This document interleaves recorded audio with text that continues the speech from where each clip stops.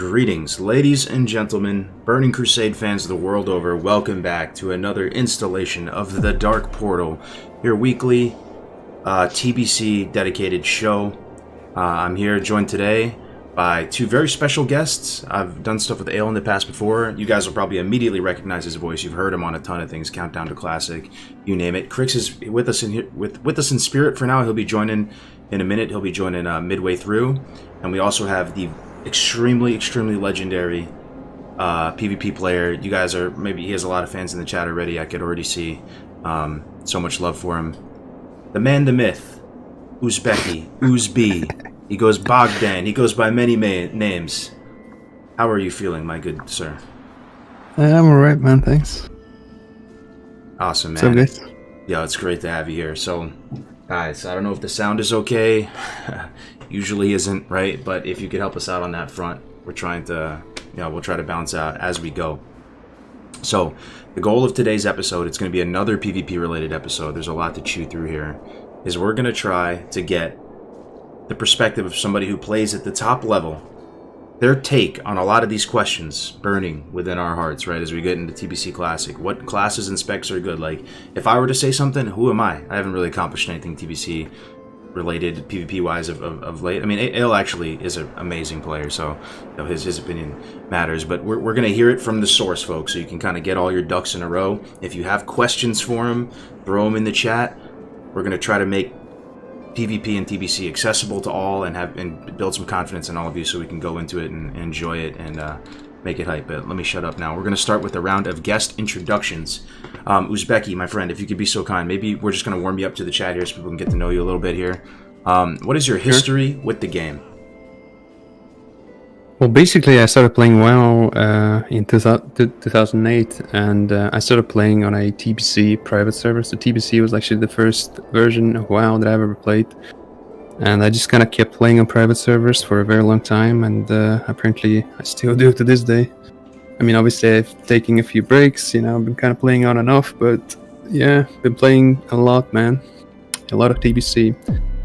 I also tried different expansions, some other expansions like Wrath, BFA, Cataclysm, and I think MOP, but especially on MOP and Cataclysm, which I played on retail. I really didn't stick around, only played it for maybe a week each, and I just didn't really like the game. And lately I've been playing Shadowlands. Was actually enjoying it quite a bit, to my own surprise. Yeah, I played some BFA too. Yeah, but I still play TBC every now and again, try to stream for the people, for myself too. Would you say TBC is your favorite iteration of PvP? I mean, it doesn't have to be. I'm at all. I'm genuinely curious. I guess it has to be. Like, even though I don't necessarily feel like it's the game I truly love anymore. Like, not so much lately for some reason. I don't know. Especially like somewhat recently, at some point, I felt like there was just so many flaws in the game. But I guess despite all that, it still has to be my favorite and the most loved expansion, because, well, I mean, what else, right? Hell yeah. So the second question for you, thanks for sharing that. Well, what is that, maybe some of your PvP accolades as well? I mean, you seem like a very humble guy. You didn't even mention some of the stuff that sorry about my dogs, by the way. But yeah, do you have any titles or anything that you're proud of? I have some titles, but I wouldn't say that right now I'm really proud of them. Like, I've achieved like almost everything there is to achieve in the game. Playing on private servers, I've had rank 1 multiple times. I've won some tournaments. The few that were hosted, I think I've won like 4 out of 5 that I've competed in, and I guess those would be my achievements. But yeah, I'm not too crazy about them, honestly. Just some casual rank 1s chat, winning tournaments and stuff. That's amazing, man.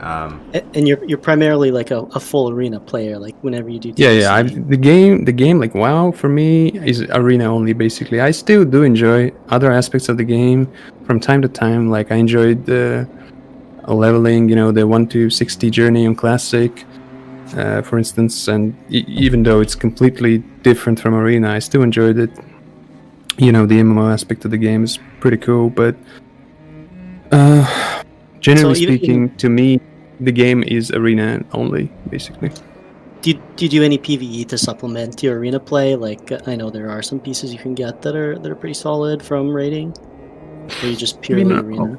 No, I did some PvE, but it's just really not my cup of tea, I guess. I still did some of it. You know, I've played on many different private servers, and on some of them I did do some PvE, but not so much, really. Okay. Well, which classes out of all of them? Because apparently I've heard through the grapevine that you can play a couple different classes here. It's not just one. I actually faced you guys on the ladder. Got absolutely owned, by the way. He was playing Feral Disc Priest, but you apparently play some other classes. Which classes do you play the most? Yeah, I play a few classes. Yeah.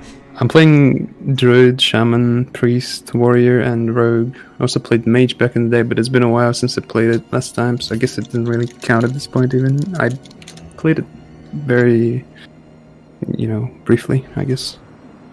Gotcha. So, yeah, so like half the those classes five. you can play pretty damn well. Yeah. What Yeah, are I guess you that- most that's experienced 5 with? out of 9. Do you feel like you have a best class or like a favorite? I kind of get asked that a lot. I mean, Priest has to be up there, and Feral as well. I would say Feral and Priest, yeah, would be my main two classes, or my strongest classes, but at the same time, I feel like I'm just about as good playing Enhancement Shaman or Warrior if I, give myself some time to warm up when it comes to playing Warrior. Notice he said feral, chat. Feral? You don't really see that too often. The only feral I fought was Uzbeki so far. So I'm excited to learn. Yeah, there's not too many Pharaohs in the TBC scene, unfortunately. So it's honestly such a great spec, and not only is it my strongest spec or class or one of the strongest ones, it's also one of my favorites. I really have a blast playing Pharaoh every time, and I've enjoyed it so much back in the day and just recently even. It's great. Why do you think the spec is underrepresented? Because there's a ton of resto druids generally. Like, why is there just less ferals? Do you think? Is it a tough spec to play or? I mean, it is certainly nuanced and it's not easy. Like, it's definitely, from my experience, for instance, something like a shaman would be way easier to play, or a warrior. Pharaohs, there's a lot of decisions to make, I guess, and that makes it harder to play. But it's not rocket science still. I mean, it's TBC. In my opinion, TBC is probably the simplest game, the simplest expansion. So it's not really that hard to play, regardless of the class, almost. Maybe for you, my as man. to why they don't play it, though, I don't know. I mean, really don't know. Yeah, I guess people have this idea that pharaohs are just bad and not viable, unplayable, whatever they may think. Not necessarily the case. Well, excited. Yeah, to I learn wonder more if about sometimes that. if kind of metas form and then people, like, we saw this originally a lot in the first go around of TBC, where certain metas would form and then people just wouldn't play specs because they weren't meta, and then occasionally someone would come along and for example, originally Hamchuk with the hunter, kind of popularizing it and making it people realize that, oh, you can actually play these specs. Maybe they just need someone to show them the way in a sense that, yeah, you can fight in the meta with certain specs. Mm-hmm. Yeah, it could be that, yeah, for sure. Well, all right, let's move on to Ale. So, Ale, also legendary PvPer. We did some threes with you last night. First day we went 12-2. We did really good. Last night we got stomped a little bit, but still, I mean, an absolutely legendary brain for WoW in general. Let's start with you, Ale. A lot of people know you in the chat, but give us your history with the game again and which class. Yeah, for sure. I've been a Warcraft fan since the very beginning. I bought Collector's Edition on the first day, and then I've pretty much been playing ever since. Did full clear of Classic, full clear of Vanilla originally, right up through KT. I PvP'd a ton as well, got up to Marshal. Going into TBC, I was rank 1, not rank 1. Almost was Gladiator. Unfortunately, my partner didn't play for the last 2 weeks, so I didn't end up getting anything at that point. It was kind of interesting the first time around. As they moved through TBC, they were still making balance changes and things for a lot of things, so the meta was really kind of crazy. So I swapped around a bunch. I played Mage originally. I moved to Elemental Shaman for 3s and 5s in Season 2 and 3, and then moved into Warrior for Season 4. And then in Wrath, I mained Warrior. Got Rival again, really close to Gladiator, playing 2 Healer Warrior with Shadowmourne, which was just amazing. That thing was just like, you know, a knife through butter. And carried by the weapon, of course. And then pretty much after that, haven't played too much. Been back for Classic, playing a lot, mainly doing PvE, raiding with Onslaught, competing in speedruns and things like that. And so, yeah, I'm really looking forward to the TBC potential launch and doing an absolute shitload of arena on Mage, Shaman, and Warrior. And maybe Priest, because, you know, seeing Uzi play Priest on Endless has been pretty entertaining and exciting. Absolutely. Which classes, my friends, are you guys going to probably main in TBC, or is that not the right mentality? Like, can you also, do you think, Uz, can you really play multi-classes at the same time and do everything you need to do and play them, you know, well, or, yeah, what's your take on that? Well, like, you can do it, but it's gonna take a lot of time, I guess. So it all depends whether or not you have that time to invest, or you know, have the desire to invest as much time, because it's gonna take a while, I think.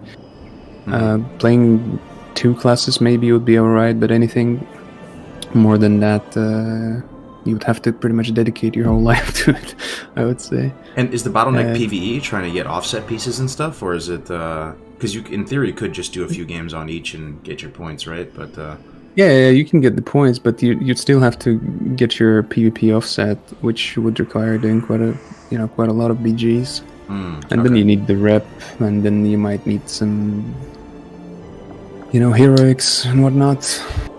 Yeah, Even for if we were to set aside raiding entirely, still you would have to invest quite a bit of time into a character if you want to play arena like competitively, I guess. I see. So you're thinking of going Priest or Feral, you think, for the real thing?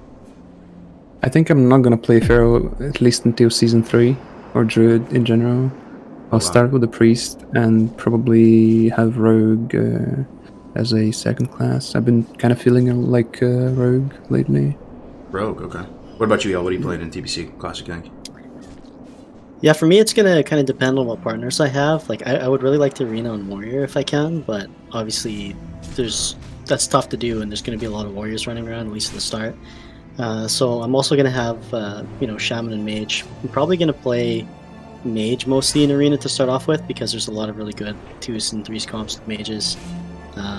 Hopefully, I'll be able to find, you know, a good team to play with for Warrior, but that's kind of my current plan. And eventually, later on, at some point as well, I would like to get in some Elemental Shaman 3s, some Shadow Player, Wizard Cleaver, things like that. Just, you know, blast some people.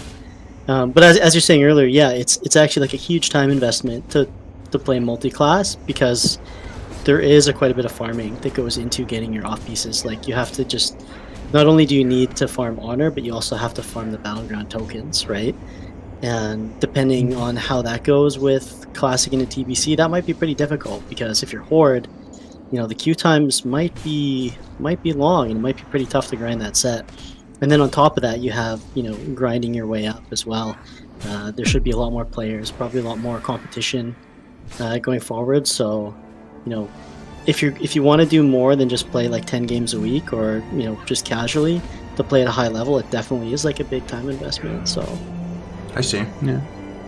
Well, okay. Certain classes are easier because they require little to no PvE. Classes like Warlock or Shadow Priest, I guess. So those are like good classes, I guess, or good choice for multi-classing. That's really juicy information too. We should list that under strengths and weaknesses as we get into the slides too. You know, of which classes accessibility. Yeah. And some classes like really benefit from PvE gear as well. Like, I know Rogues, they can mix and match a lot of really good pieces in, and, you know, same with Warriors, and, you know, that does give them a bit of an edge if they have an advantage for that, especially in the early seasons where you can maybe pick up, you know, a weapon or things like that might be a little bit better than what you can get with arena gear, or just earlier than you can actually purchase the points, right? You know, things like KT, Kel'Thas weapons and things like that. I see. Yeah. Well, let's get your thoughts on balance, Uzbi, if you could be so kind. Like, I don't know if you have general thoughts on balance. Is the meta balanced in TBC? And I know it's going to vary from season to season. They say, like, rumor has it, season 1 double DPS teams will be a bit stronger as a result of, you know, the lower resilience. Yeah, but you never know what claims are false or true, right? Like, these are just things, these are rumblings that go I would across say it is true for sure, yeah. The double DPS comps are generally stronger early on than they are at the end of the game, I guess. Not always, though. For instance, like a rogue mage gets really strong in season 4 with sunwall gear. They can just both use a ton of sunwall gear, and I mean, honestly, the comp just becomes so broken. The mage gets so much haste. It's just all haste and spell power, right? A ton of haste and a ton of spell power, and actually mage and rogue are the two classes that I would say benefit the most from PvE gear, and they can use like almost full PvE gear too, because they have like a lot of defensive cooldowns, and you know, they can survive.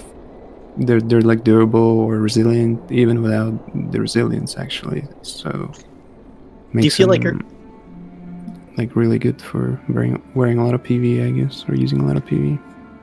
Do you feel like early on, if the meta is going to be, you know, more of like a 2 DPS or like higher DPS classes, that it'll make the, you know, kind of like tankier, you know, warlock druid, warrior druid also kind of better, because they can, good players of those comps will be able to prey on the 2 DPS kind of flavor of the month teams? Yeah, I think that could be the case, especially like very early on, before people get you know, the full arena set and the offsets. For sure, double DPS comps will be dominating. Something like BM Hunter Rogue, or like Ret Rogue. There's a bunch really of double DPS comps that are very strong before people get their, you know, best in slot PvP gear in season 1. Because when that happens, you still, you know, have quite a bit of resume, and you're not as squishy anymore, I guess, when you get your full season 1, you know, full season 1 offsets, whatever it is. Gotcha. What about balance in TBC though? Like, would you say, what if somebody said, I like TBC because TBC is a very balanced game and every class and spec is viable and you can play it at the top level? Would you agree with that, or do you think that some specs just have no place in arena? Do you think it's not that balanced? What are your... I really wouldn't agree with that. I would assume that the person saying that probably hasn't played the game too much, at least at a high level or something. So okay, all right, let's pick that apart then. Yeah, the game, like in my opinion, is really not that well balanced. There are some matchups that are, you know, that feel good to play and that are, you know, quite even and balanced, but generally speaking, I would say TBC kind of lacks variety of comps and variety of specs, viable specs. Pretty much most specs are viable, but some are still, you know, weaker than some others and stuff like that. For instance, like a fire mage or an enhancement shaman will be so much weaker than a rogue or a mage, for instance, or a rested druid. Can you pick a spec off the top of your head, Uzbeki, that you think like really just has no place in the arena? Like you could never see it having, even just in a viable sense? Like, I mean, the one that comes to mind would just be like a prot pally or something. You'd never see something like that. I guess we'll skip. The prots are unplayable in arena, as far as I know. I've never seen any, you know, prot that I high rating ever in like 10 years or something playing this game. Mm-hmm. So prots are basically unplayable in arena. But if we were to set prots aside, it depends. Are we talking 2s, 3s, 5s, you know? Because there are some brackets where certain classes do see some play and they're actually pretty good. For instance, like shamans and 5s are very good. That's where they shine, kind of. I'm talking alley shamans mostly. Well, as you mentioned, like things like other fire than mage prots, generally no. Yeah, fire mage barely sees any play. It's not that bad actually. Like especially in season 4, you can find a comp or 2 and 2s that, you know, could be decent, playable. You can like that's the thing, you know. Even though there are some classes that are significantly worse than others, still for those classes there is at least one or two comps that are fun to play and are decent. You can have some fun and play it for a while, but I would say with most of those classes you can't play it for too, at least I never could play them for too long, because at a certain point it becomes boring, just constantly losing games because your class is just not good enough. You're outplaying your opponent and you're still losing regardless. It's just it's not a pleasant experience. It's fun for a while, but sorry. Some have like a low ceiling where they just you'll start running up against maybe S tier comps, and you just won't be able to progress because a warlock will just focus you and eat you alive. Yeah, and there's nothing you can do about it. Yeah, pretty much. It's like with Elisham. If I don't have a D curse and they put tongues on me, I just feel like I'm just useless. Yeah. I have a bunch of self-serving questions burning too. So I went into I was thinking going into TBC I would most likely play Hunter. Really excited to play Hunter, and I'd heard there's a difference between what you hear and then how it is in practice, and I'm not playing at a super high skill level or anything, but I was excited to get into the arena. I heard drain comps are so powerful, and hunters can play in some of the tippity top levels. It has that potential, but I just can't help but feel so underwhelming when I'm playing a hunter. You just have such a lack of defensives, and oftentimes your drains aren't able to stick long enough, and then going BM, I feel like a mage or a rogue, even though I'm a BM full Zug spec, a mage or a rogue can still put out more damage than me. There's a lot of things there. So I don't know, I guess how do you feel about hunters? Do you think hunters can really be up there in 2s, 3s, all brackets? Yeah, I think they can be up there if played really, really good though. The drain comps you mentioned are indeed quite strong. Something like Disc, Rest of Druid, Hunter is a very strong comp in 3s. And there's a few more even. There's HLD, Hunter Look Druid, or Hunter Mage, Hunter Priest is also a pretty good comp. So there's a few comps that are truly good, viable by all means. But again, in my opinion, Hunter is not a class I personally would play, because I just don't really like the class design, and you have to rely so much on mana draining, and essentially RNG, and that it's for me it's just not as fun. I see. As some other classes. And in 2s, there's a few comps, there's Hunter Druid and Hunter Priest. Both are pretty good comps, especially Hunter Druid, I guess. And you can get high rating with both of those comps if you play good. Gotcha. Well, let's get into some of the meat and potatoes here, guys.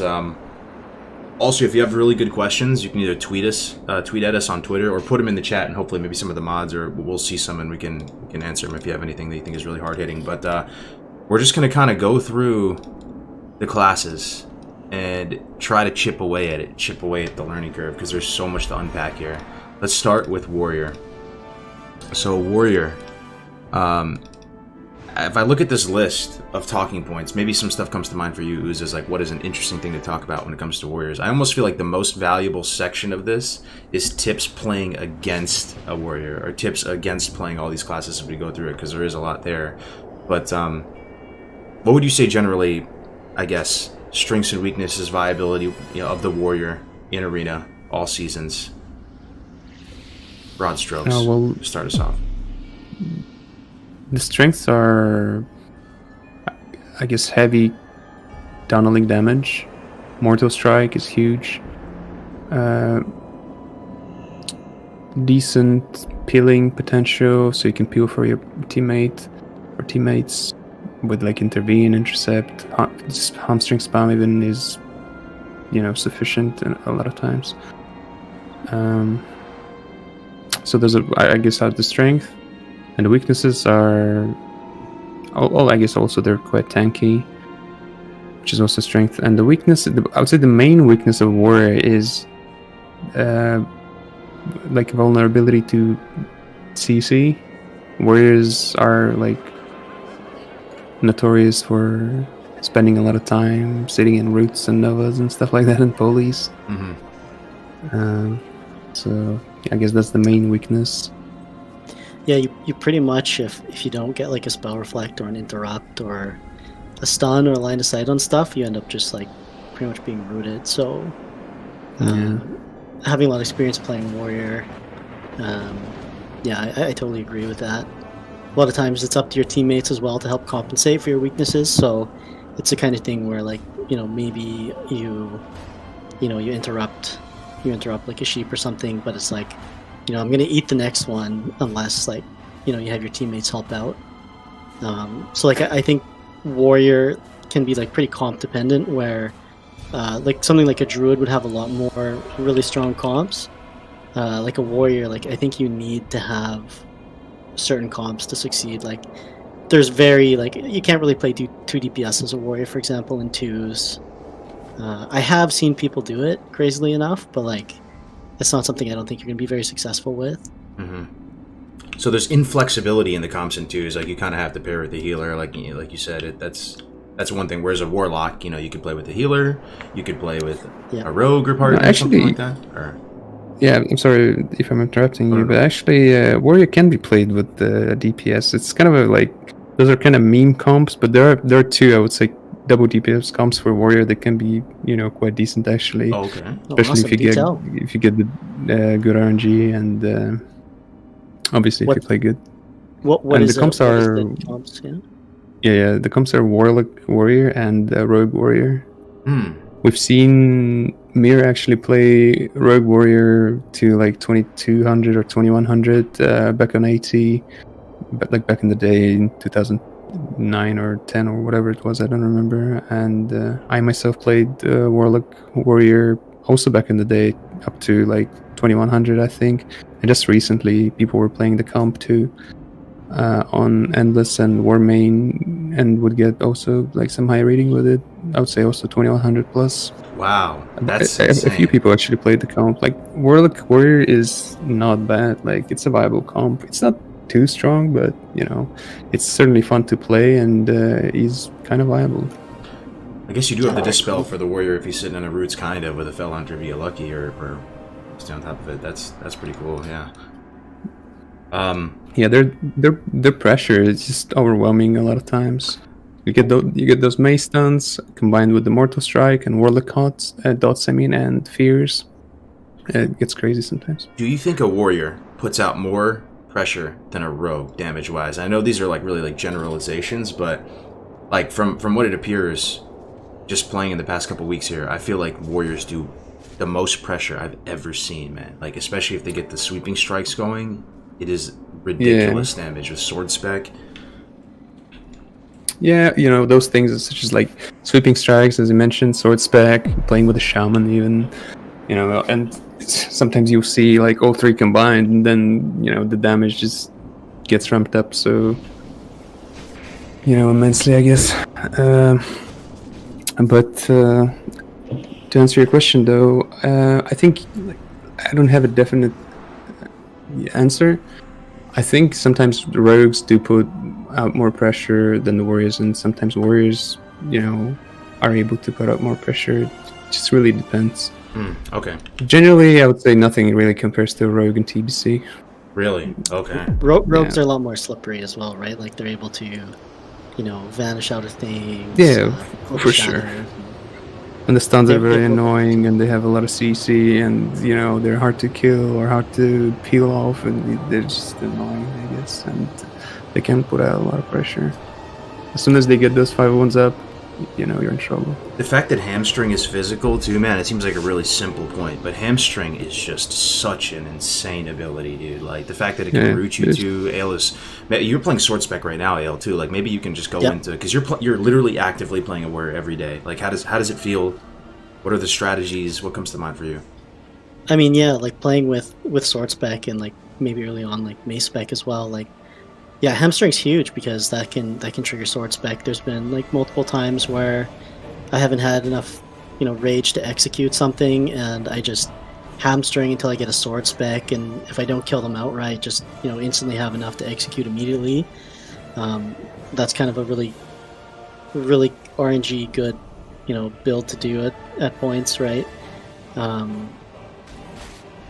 Yeah, for sure. Like, definitely sticking on a target is a bit of an issue, and if you can work together with your class to do that, that's huge. Like, for example, like when we're playing with the druid, having them bear charge, like stun something. A lot of times, for example, like rogues when they're stunned, they can't dodge, right? So, doing things like that, you can really pound people if you can line up cooldowns and stuff the right way. Getting kind of good timing windows on where you can really, as Bogdan said, like stick on something. You can. It's almost like a mana drain in a sense where if you have that amount of time where you can be on a target for an extended period of time, you can really drain the other healer's mana by having them force that into or blow defensive cooldowns. I see. Yeah, I mean, man, especially when Navi came to you, or if you were fight a warlock with a pet too, like maybe you can talk about how sweeping strikes works in TBC too, because like when you get that sweeping strikes, man, you just do the nastiest damage you've ever seen. Yeah, that's something that we've been trying to work on as well, is that trying to line up cooldowns so we drag targets over top of each other in a sense. So lining things up like you said, with either having the druid charge in to bring, if there's a target on the druid, to bring him in so I can sweeping strikes, or pull the pet over top, or just trying to line up things where if any people don't know, sweeping strikes, it gives you, I think it's your next 10 attacks hit an additional target that's within melee range. So you basically get to double your attacks, and it's just a lot of times against a warlock, it's the strategy to, at least that we've been playing, is to try to kill both their pets. So to drag the pet over top, sweeping strikes, and kill the pet, and then do it again, and then the warlock doesn't have any pet, and then just takes way more damage because they're in SL spec. Mm-hmm. Yeah, oftentimes as soon as the second pet goes down, the game oftentimes is over. Not always, especially against good players, they can still recover from that and summon that pet without Feldom, but it's not easy. So, yeah. Well, one thing I observed with Warrior too, Ooze and Ale, maybe you can help me out on this. It seems like they have the least buttons out of all the classes. I've been trying all the classes on Endless, and it's you'll fill up all of your action bars and be struggling to have room for spells and abilities and macros and stuff when you're playing other classes. Warrior seems kind of simple, man. They have maybe a dozen and a half abilities, and it seems like the skill floor, to play a warrior just decently well, is kind of low. So I guess do you think Warrior could be a good starting place for people new to the arena to get into it, or what do you think? Yeah, I think Warrior is rather simple, really, and as to why there's so few abilities compared to other classes, I guess is because, well, for instance, let's consider a hunter, right? You have a bunch of traps that you're not using most of the time. You have a bunch of pet, special attacks and abilities and that kind of stuff. You have just a bunch of stuff that you're not really using actively in arena, and there's a lot of of those. Whereas with Warrior, you don't have too many abilities, but most of them are useful actually, and you use them regularly. So I guess that's why. As to Warrior being an easy class to pick up and get into the game, kind of probably true, yeah. But I would say playing Warrior at a high level is not easy. For sure. Not easy. Okay. Yeah, it's still easier than some other classes, but it's not. I mean, at that point, no class is easy. I guess at a higher level, no matter the class, basically, you're gonna have to play really good to compete with the the good players. And yeah, you have to use all your tools, right?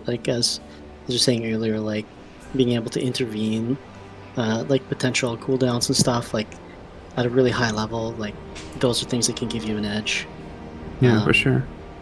Using all your abilities, of course, you don't maybe have as many, and especially because Warriors have a tank spec, there's some abilities that are kind of wasted that you don't really use, like revenge or things like that. But there are some that are pretty valuable, disarm, and even simple things like demo shout to pull rogues out of stealth, when they vanish, or to get in combat or things like that are also important. So there is a lot of really little things that all add up playing as a warrior with, you know, the ways that you can use the abilities, and you know that's really vital with having maybe less potential. Yeah, you don't have much of a toolkit, I guess. So you gotta make sure you use it as good as Use the most. Yeah, you gotta make the most out of it. Yeah. Okay. Well, what are the 2s comps and 3s comps that come to mind with Warrior that you think are really where Warrior shines the most?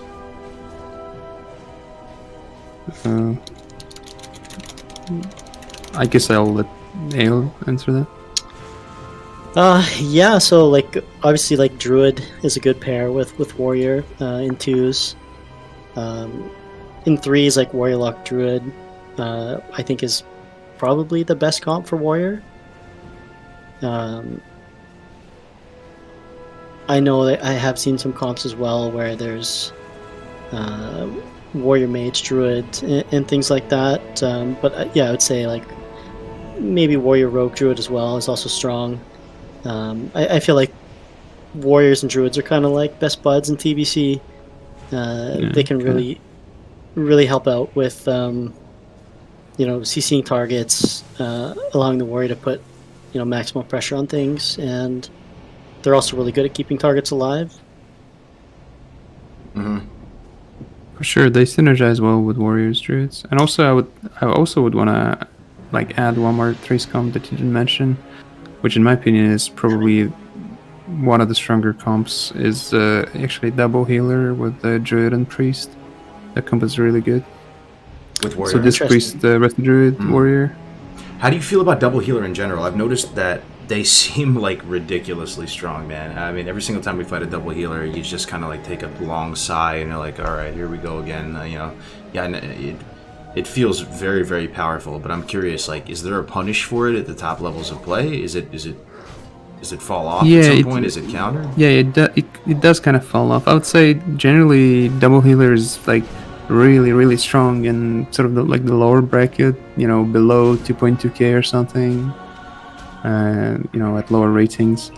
But as you go up in terms of rating, people, you start facing people that know exactly how to play against your comp, and it becomes, much harder, I'd say. How do they punish it, though? It remains a strong comp, all the way.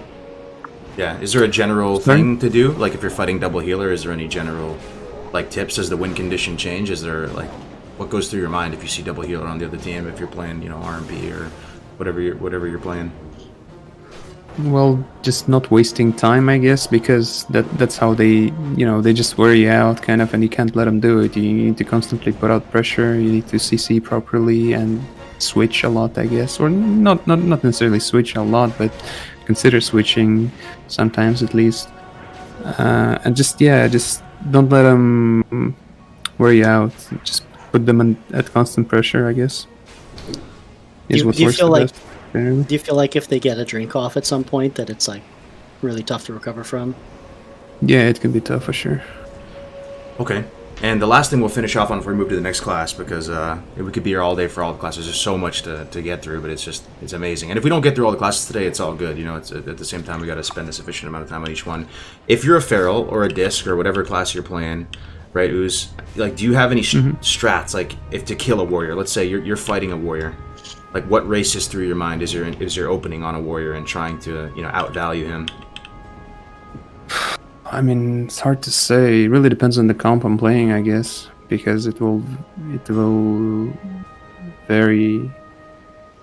Let's just pick the comp that you play the most. Like if I'm playing something like Feral Rogue, typically we don't go Warrior. If I'm playing Priest Rogue, we may or may not go Warrior. If I don't know. It's just really hard to say. I've seen at times playing Warrior that there'll be times where a priest will want to pull me behind a pillar and they'll actually start to try to kill me. Like sometimes they have reflective shield, especially if it's undead. They'll use Devouring Plague to fully dot me up and kind of try to get me in a position where I'm away from my healer, and to get me really low, either to allow for like a quick swap from maybe like the Rogue or Mage onto me, like with a good CC chain or things like that. So I think when you're tunneling, like you're very susceptible to being swapped to if you're out of position. I think as a warrior, like generally when I die, it's because I'm caught out of position, and what that means is that I either get too far away from my healer or my teammates where, you know, they can't recover quick enough if there's like a hard swap to me, like, which is pretty common I think in like RMPs, is where they'll, you know, they'll maybe like get a cooldown blown or something, and then they'll like swap onto another target and just, you know, burst it down. Yeah, for sure. That's an option that happens, I guess, quite a lot. It doesn't happen as much, you know, the higher you go in terms of rating, but it certainly is an option. Always, like for instance, in a priest rogue against warrior druid matchup, or against really any team, any warrior team as a priest rogue. Like I often, even if we're not hitting the warrior at all the whole game, I'll still keep my dot on him a lot of times, and you know, passively do damage to him with that dot and reflective shield, while we're putting pressure on their healer. And at a certain point, they might find themselves in a situation where like the healer's dying, you know, and he's fighting for his life, and the warrior is also at the 20% without any hots, and like they can't really, like they're, you know, between a rock and a hard place, I guess, or whatever they say. So what one general I mean, these are just some general tips. From my perspective, playing at a much lower level than Uzbeki, but like if I'm playing roguelike, right? Like warriors can get out of sap, right? So being able to like sap them, get that berserker rage, like bait them into it, then run around on your mount so you can get another sap on them, so you can open up hard. Another thing too, if that's not going to be a possibility, ideally you try to get a dot on them before they can get the charge up. And as a warlock, one little tip is if you get amplified exhaustion on the warrior, it buys you some really crucial seconds there, because when a warrior gets on you as a warlock, man, it's bad times. It's really bad times. And another tip is you really want to keep your pet away from you. This is one mistake I made. You have your Fell Hunter out in arena, right? And you can 1v1 a warrior no problem as a warlock, as SLSL, but that's if you have your Void out. If you have your Fell Hunter out and you're having to do other things and he gets a little bit of healing or a little bit of Dispel or anything like that, I don't think you win that 1v1, at least playing at my level. So mistake you can make is you keep the Fell Hunter on him to get that tainted blood debuff on him, but it doesn't actually help you that much. It actually really amplifies their damage more than it helps. So you want to keep your pet away from you. Either keep it on stay or put it on the healer, or do something just to extend your lifespan a little bit. And also you can dance in between that range. Isn't it? What is the range on it, Ale, for intercept? Like it's I don't know, 7 yards, 9 yards, something like that. If you stay kind of close to them, it's better than running away from a warrior a lot of times, right? Like you often panic and you're like, oh shit, I gotta get away from this warrior.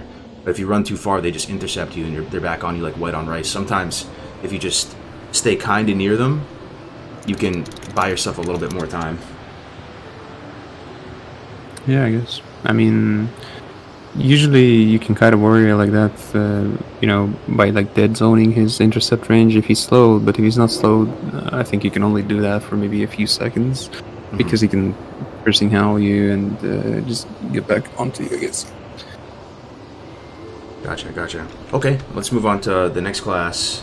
And if you think of anything with warrior again, we can go back or say something about it. Maybe move a little quicker on this next one. All right, next up. I think people are dying to hear about Druid and Feral from Uzbek, man. Let's go right Druid. Druid. Strengths and weaknesses. Maybe we just go right Feral, chat. Are you down, chat, to hear Uzbek's legendary opinion on Feral Druid? What even makes it good? How could it possibly be better than a sub-rogue in certain situations? What would you have to share with the people of Uzbek about the Feral Druid and TBC? I don't know about legendary opinion, first of all. Well, from my experience though, Pharaoh is like, it's just really fun to play, man, and it's like it's the embodiment of a true hybrid spec. Really, it has it all. You have some CC, you have some healing, you have some burst damage, you have some like switching potential with Pharaoh charge and bash, I guess. You have a bit of everything. And it all things combined, it makes it just a really, good, I guess, hybrid spec, where you have a bit of everything, and, still sufficient healing, sufficient CC, really, good damage sometimes if you get some crit procs and, like, almond procs. So it's good stuff for sure. So, could you think of some like weird reasons why maybe it would be because like undead, well, double and undead DPR we fight a lot on the when you fight, which is Disc Priest Rogue. Oftentimes they're both undead. Could you think of some advantages of why you would bring a Druid over a Rogue? Because I know you play that comp a lot. You don't. No, I don't see a situation where you bring a Pharaoh Druid instead of a Rogue. Honestly. Oh, okay. Unless you just want to play with Pharaoh for fun. The Rogue is it's generally stronger than a Pharaoh in almost every comp. Like, let's consider twos. There's two. There's really only one really strong comp for a Pharaoh, which is Pharaoh Rogue. And you can also play with healers, I guess, especially in Season 4 when you get all your best in slot gear. So you could play something like Priest Pharaoh or Shaman Pharaoh or even Double Druid. Pharaoh Rogue sounds fun. Sounds really fun. Yeah, Pharaoh Rogue is a very strong comp. It's, in my opinion, one of the strongest double DPS comps, and it's just so much fun to play. To me personally, it's always been like I've had, some of my most fun moments or fun sessions or whatever were playing Pharaoh Rogue. It's one of my favorite comps, and it's strong too. Like, it's not just something you play every now and then to have some fun. It can be actually a viable and competitive comp. Gotcha. You think Season 1 would generally be speaking, its best? a Rogue is always better. So when playing twos, Priest Rogue is a lot stronger than Priest Pharaoh. Playing threes, FMP is a quite strong comp, but RMP is just a lot better, generally speaking. Though I feel like there's some potential still for FMP. It's the comp that hasn't been played a lot because, very few people ever played Pharaohs in TBC. But I recently played the comp on Endless, like in Season 3, and I found it to be surprisingly, viable or strong. It was definitely, I was playing it for the first time, and it was definitely stronger than I expected. So, because I feel like double DPS is really strong Season 1, though, you think Pharaoh Rogue could go the distance Season 1? Like, you actually play that and get a title or push I hard think at that? you can, but I personally wouldn't. It's not something I would do, because, I guess you just try to burst shit down when playing Pharaoh Rogue in Season 1, so you're probably better off playing Alliance to have the perception. And just give Druid comps and Rogue comps a hard time. So yeah, I would say you're better off playing Alliance in Season 1 as Pharaoh Rogue, but me personally, it's not something I enjoy, and it's not what I love the comp for, not bursting shit down and that kind of stuff. I prefer playing Horde and have the option of, going the distance and playing those longer games, Outlast games and stuff like that. I see. So it seems like you really enjoy Feral, and you think it is pretty strong, has damage, healing, a bit of everything, but you don't think it's stronger than Rogues pretty much across the board. It's more of a thing you do out of passion. I don't think so. I think Rogue is a much stronger much stronger class. Okay. So Two's team, Feral Disc, Feral Rogue, and then mainly Feral Rogue. Yeah, Feral Disc is something you play with your friends to have some fun, and at the same time playing a kind of decent comp. It's not terrible, but it's not great. Can you talk about maybe a couple common strategies you guys use? As generally with a rogue, you'd want them to get a sap up on somebody. You said earlier that you wouldn't really ever focus warriors. You'd usually go mainly for healers. Mm-hmm. The strategy is to have an explosive opener. Oftentimes use your blind early to, open up some switching possibilities, or open up the possibility, I guess, of winning on second blind, which is also a possibility to consider. Just having an explosive opener is important, I would say, and then you can take it from there. The game may unfold in different ways, I guess. You can switch, you can continue taunting the guy, you can you might have to recover if you get oftentimes if you get a bad opener, you can't really get shit going, so you have to recover and just So you- retreat, try to reset the game. Would you swap into maybe more of a support role to help you recover in that sense, like getting some cyclones and roots off? Yeah, Feral rogue would be stealth is and- certainly able to do that a lot, and that's why I like it. Is because it has the potential of playing those drawn out long games, outlasting games. Right. I love where that you can talent where you get CC a lot and heal a lot. you get plus healing from just your outlast agility. them. That one is so nice. That really gives that hybrid feel, right? So you're stacking agi and you get Yeah. a couple hundred plus healing from it. It's juicy. Yeah, you always swap your weapons, and yeah, it's good. How about as far as like damage potential of a druid? Like where would you rank them in TBC for feral and arena? The damage is very spiky. It can be nothing special, and it can be really like insane at times. Like you can kill a rogue in 3 globals sometimes, almost, or not kill, but let's say force cheat death. Maybe 3-4 globals. They usually never expect it. You don't expect it a lot of times. Is there some But kind of yeah, huge if you crit get those modifier or procs- something? What makes it spiky? It's the Omen of Clarity procs and crits. Crits are huge for Pharaoh. Like the crit damage on Pharaoh is ridiculous at times, and if you combine that with the Omen of Clarity procs, you get a lot of procs, and all of those procs crit. You might kill someone very quickly, like a mage or a rogue, or maybe a priest even. Like they go down very quickly if you get good RNG. Gotcha. But they don't have a mortal strike effect, healing reducing effect. So, and also don't really have a reliable stun. Bash is kind of clunky. You have to go bear. You have to like Misses to a lot bash too. No, I noticed just that.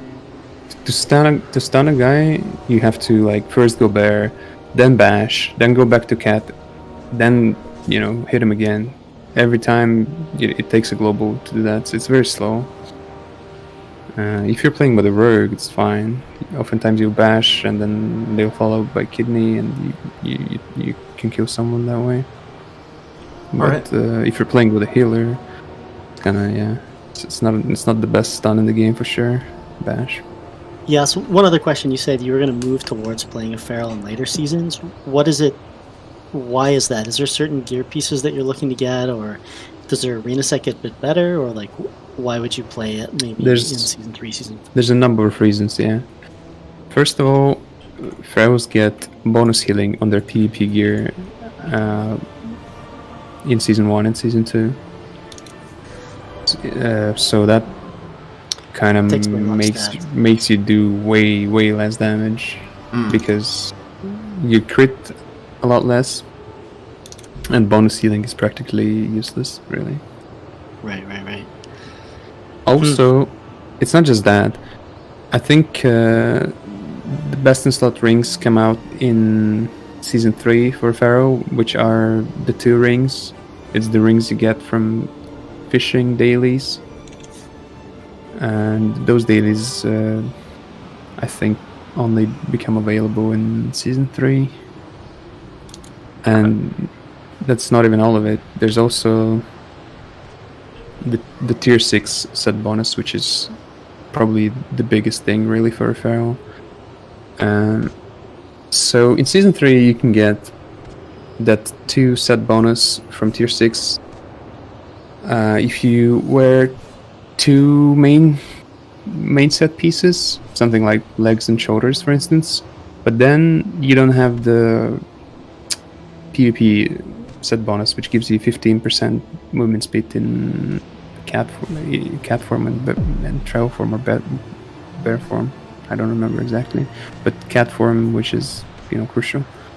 So if you're playing with a rogue, you can afford it because you have a reliable snare in the form of crippling poison, and you stun a lot, I guess, or rogue stuns a lot, to be exact. So not having that PvP bonus set is not a big deal, I guess. You really like the tier 6 bonus really outweighs that.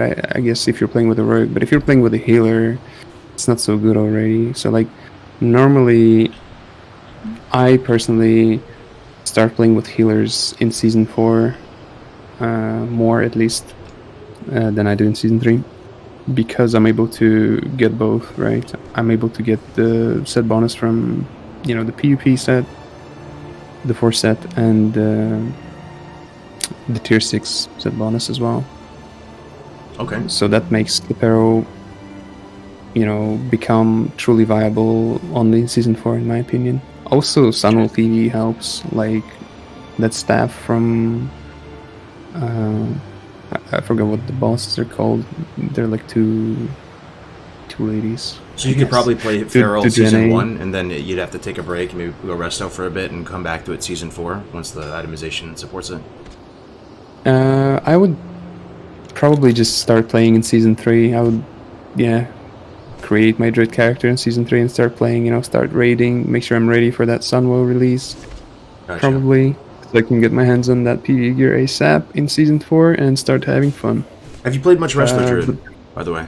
Uzbek? Nah, I played it back in the day, like way back in the day. Lately, not so much. Played it not so much. I mean, I can play it, but I rarely do. Rarely do. Well, let's move on to Resto Druid, guys. It's considered an extremely powerful healer in TBC. Some would say the strongest.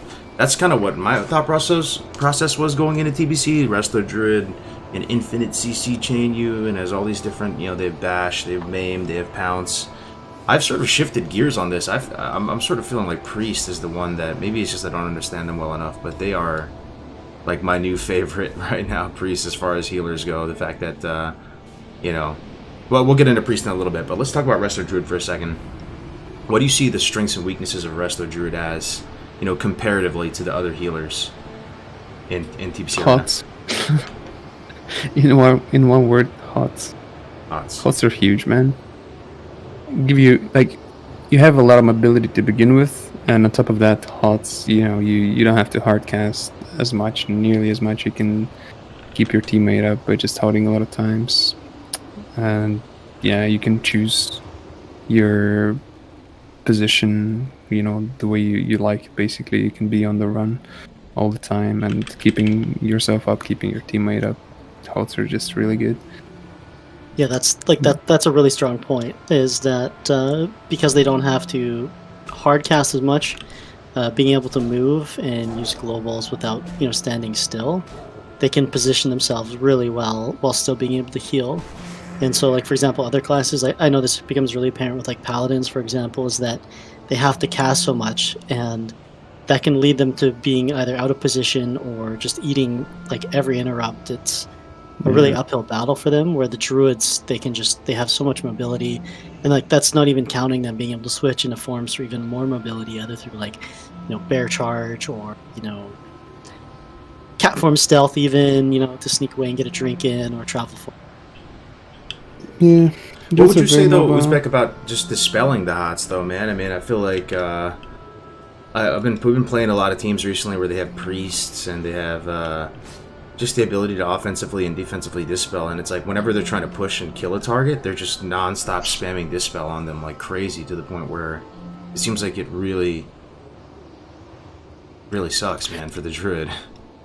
Yeah, it does, and like usually, Disc Priests and Shamans can give Druid a hard time sometimes, precisely due to being able to just dispel all their hots, and especially if the Shaman or Priest know exactly how to dispel them. There's some, I guess, there's a trick, or I don't really know what to call it. Basically, you want to, like, only keep one life bloom up on a target and dispel all the rest. Abolish rejuvenation, any life bloom stacks, and just keep that one life bloom, and then the Druid, has a hard time keeping themselves or keeping their teammate up. But there's ways to work around it. I see. It's not like the game is instantly lost. Do you think out of all the healers, Druid start doing that? Druid can go the distance the longest? Like, do they have the most mana? Can they hang in there on those really, really long games? Or does one healer stick out above all else? that has the can go the longest with their mana pool? Lasting I think it's potential. the druid. Yeah, the druid has the biggest lasting potential, I guess. Disc priest also, but due to druid's mobility, they're able to drink a lot. You know, oftentimes they play alliance, so they play Nelf, and then they're able to drink in Shadow Meld, which also helps, I guess, sometimes to get a few more ticks than they normally would. So yeah, they're just Yeah. able to again hots. You know, they can hot up their teammate and just go for a drink, piece it. So yeah, they have that. So that would be one advantage Lasting they have over potential, for priest. sure. They could outlast the priest, generally speaking. Their mobility plus just innervate and everything. They can go longer.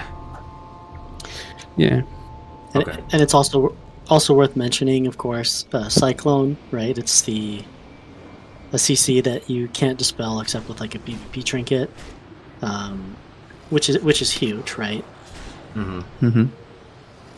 That's another thing. Yeah, that makes them strong. they can clone one of the guys, hot their teammate, and just piece it, go for a drink. Okay. So what are the top comps you would see for a Resto Druid in 2s and 3s in your mind that stick out? Is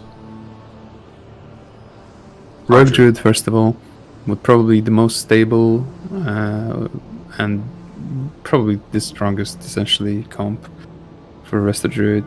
There's a bunch, really. Like, a Resto Druid can play with literally any damage dealing class. Hunter, Resto Druid Hunter is a good comp. Warlock, a great comp. Warrior, a pretty good comp. Anything really. A Shadow Priest, that works too. Ellie Shaman, Enhancement Shaman. Literally any, DPS in the game can be played with the Druid. They can even play with the Disc Priest. They're kind of like butter. You know, they make every DPS like better. Hey. Yeah.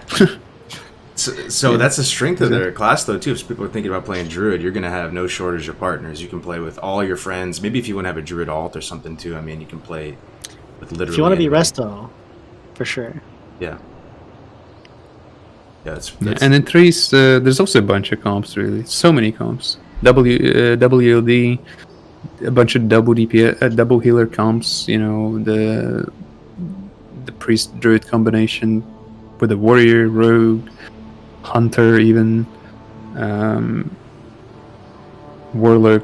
Again, any DPS class, really. Would you be worried Season 1 playing a R-Druid, though, or anything, in terms of double DPS being a bit stronger? Already, it seems like in this S3, S4 meta on Endless, we were doing some 3s yesterday, and the Druid still just falling over. Do you see that as a concern at all? Or do you think Druid's like a Resto Druid would be fine Season 1? The rest of the druids are actually weaker in season 1. They kind of ramp up and get stronger in later seasons, like I would say past season 2. But early on, yeah, they scale really well with bonus healing, which they can't really get too much of in season 1, and are also very squishy. So those are the two huge disadvantages for them early on, but come season 2, they become really good, I'd say. Season 2. So, yeah, so you what would you say to the Druid players that are maining Druid? Would you go Feral for Season 1 then? That might be a really good takeaway for them. Nah, I wouldn't say so. I'd say stick with the rest if that's what you like. Okay. Still pretty good. Stick with it and cut your teeth, Hang in there. Play through the pain. Just bite the bullet and do it, I guess.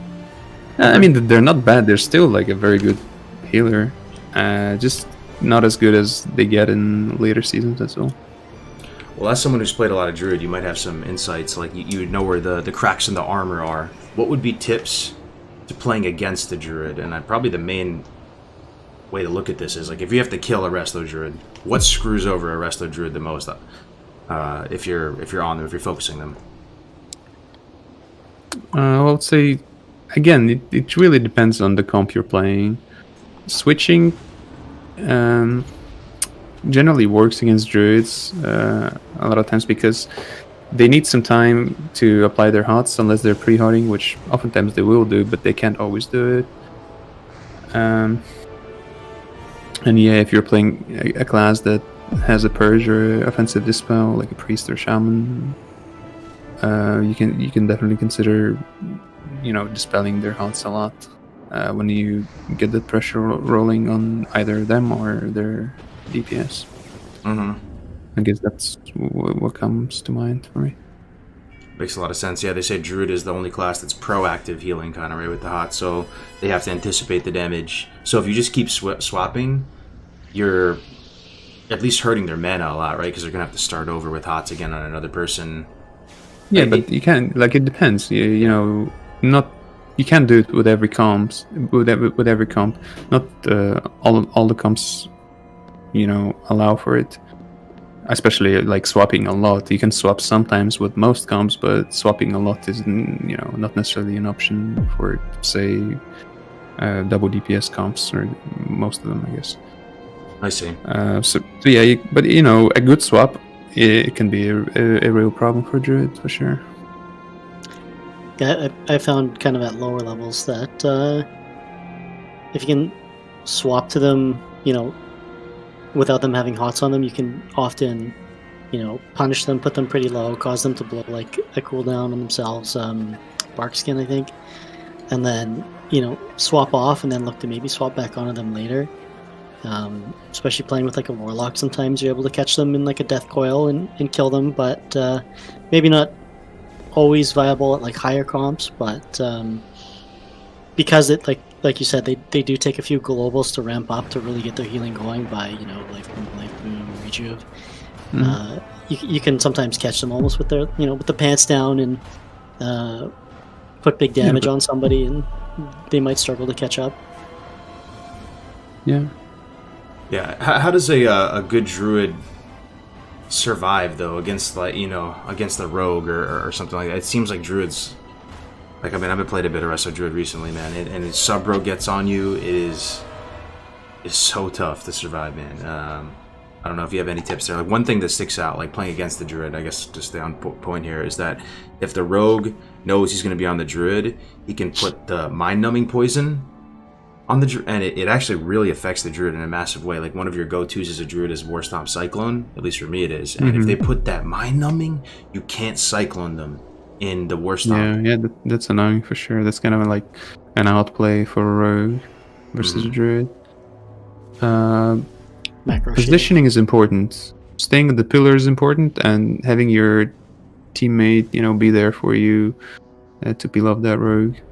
For instance, if you're playing with a warrior, as soon as they switch, the warrior, can intercept the rogue, disarm him. For instance, say you're facing a priest rogue, they're telling your warrior, they blind you, use your trinket, right? And then they want to switch onto you. So the rogue will shadow step, vanish, cheap shot you. As soon as that happens, your warrior is supposed to intercept the rogue, disarm him to prevent their go on you. So it's basically help from your partner or assistance, and your positioning, I would say. Sometimes pre-hotting. Pre-hotting. Yeah. One thing that druids will try to do is they'll hot their teammate and then just hot themselves right after, assuming the swap. So assuming they're going to swap a druid. So maybe check the hots on the druid would be another tip. Another thing too is playing a druid is getting caught in cat form really sucks. So if you can find a druid in cat form and open on them, it feels like you're already behind at that point. Another thing is that if you're playing a druid, try to stay in bear sometimes. It seems counterintuitive to why you would be in bear. But one, you take a lot less damage, but mainly two is that if they do get a CC off on you when you're in bear, they can't sap you out of it. Because if you get sapped off the back end of a psychic scream or a blind, I don't know, it feels kind of like GG sometimes, man. So you have to stay in animal form. That's caused us problems as well before, where a warlock will get a fear off on our druid, and then at that point you have to do everything you can to not let him get sapped, because otherwise he's CC'd out of the game for 20 seconds, right? I know that's one thing that one of your partners, Mir, is really good at. He has these frame perfect saps where he just he's just able to get saps off at all times. It's so frustrating to play against, and that's huge. As a druid, like you said, is getting caught into a sap. That's going to be pretty much GG. You're going to lose somebody for sure. Another tip too against Druid is, you know how they have Nature's Grasp, the ability that puts the root almost always. So if you have a warrior, right, that's trying to attack a Druid, and you put that Nature's Grasp, if you as the warrior's partner can eat that Nature's Grasp, it's a big play, man. You can, even if you're I don't know, a rogue or a healer or something, right? Like that's. I've been a Druid before, right? And I put Nature's Grasp on. I'm so excited to finally be able to slip away, and then the person's partner takes off the Nature's Grasp instead of the guy who's on me, and that can already feel like GG2, man. It is one of your only escapes is taken away from you. But okay. Yeah. Anything else on Druid? Let's see. We can move on. Another one here. Any class stick out that you think would be fun to talk about? Who's? Not sure actually. Which class do you play the most after? Is it Rogue? You play a lot of Rogue recently, right? Maybe we can talk about. Yeah, I played a lot of Rogue. Okay. Let's talk about the Rogue. This is going into the TBC meta, man, I thought, like, predictions, people were telling me Druids, S tier, like the best class, the most powerful class. CC for days, Life Bloom is OP. You hear all these little rumblings. And at least playing at my level, it wasn't Druids. I mean, for me, the class that sticks out above all else is the Sub-Rogue. The Sub-Rogue is the most powerful thing on the planet. I agree. And they just generate... I think the Sub-Rogue is the single strongest class in the game, basically. Okay. Wow, there you go. There it is. Yeah, they are so ridiculously powerful. And an undead Sub-Rogue is the stuff of nightmares for like a Warlock. They almost feel like an uninteractable target, in terms of fears and peeling them off and stuff like that. So, what makes a Sub-Rogue so strong? Why do you think it's the strongest class in the game? I mean, prep is huge. Rogue has a lot of defensive options. Cloak of Shadows, Vanish, Kidney Shot, Gouge, Kick, Deadly Throw Interrupt on top of Kick. So they have 2 interrupts. Evasion, Sprint. All of those can be used defensively. Blind. Literally all of those abilities can be used defensively. And prep makes it so that, there's 2 sets of those, basically, or most of them. You have 2 evasions, 2 sprints, 2 vanishes, 2 shadow steps. Shadow step also can be used defensively. Shadow step is huge in and of itself. When you get 2, like that's just insane mobility. That's really unparalleled in the game. No one else has that mobility, and no one else has that that many defensive options and offensive. It's just the class just has such a huge toolkit, I guess. Really so many does. things they can do, really offensively and defensively. Is there anything they can't do? Put out a lot of pressure. They have a good mortal strike effect.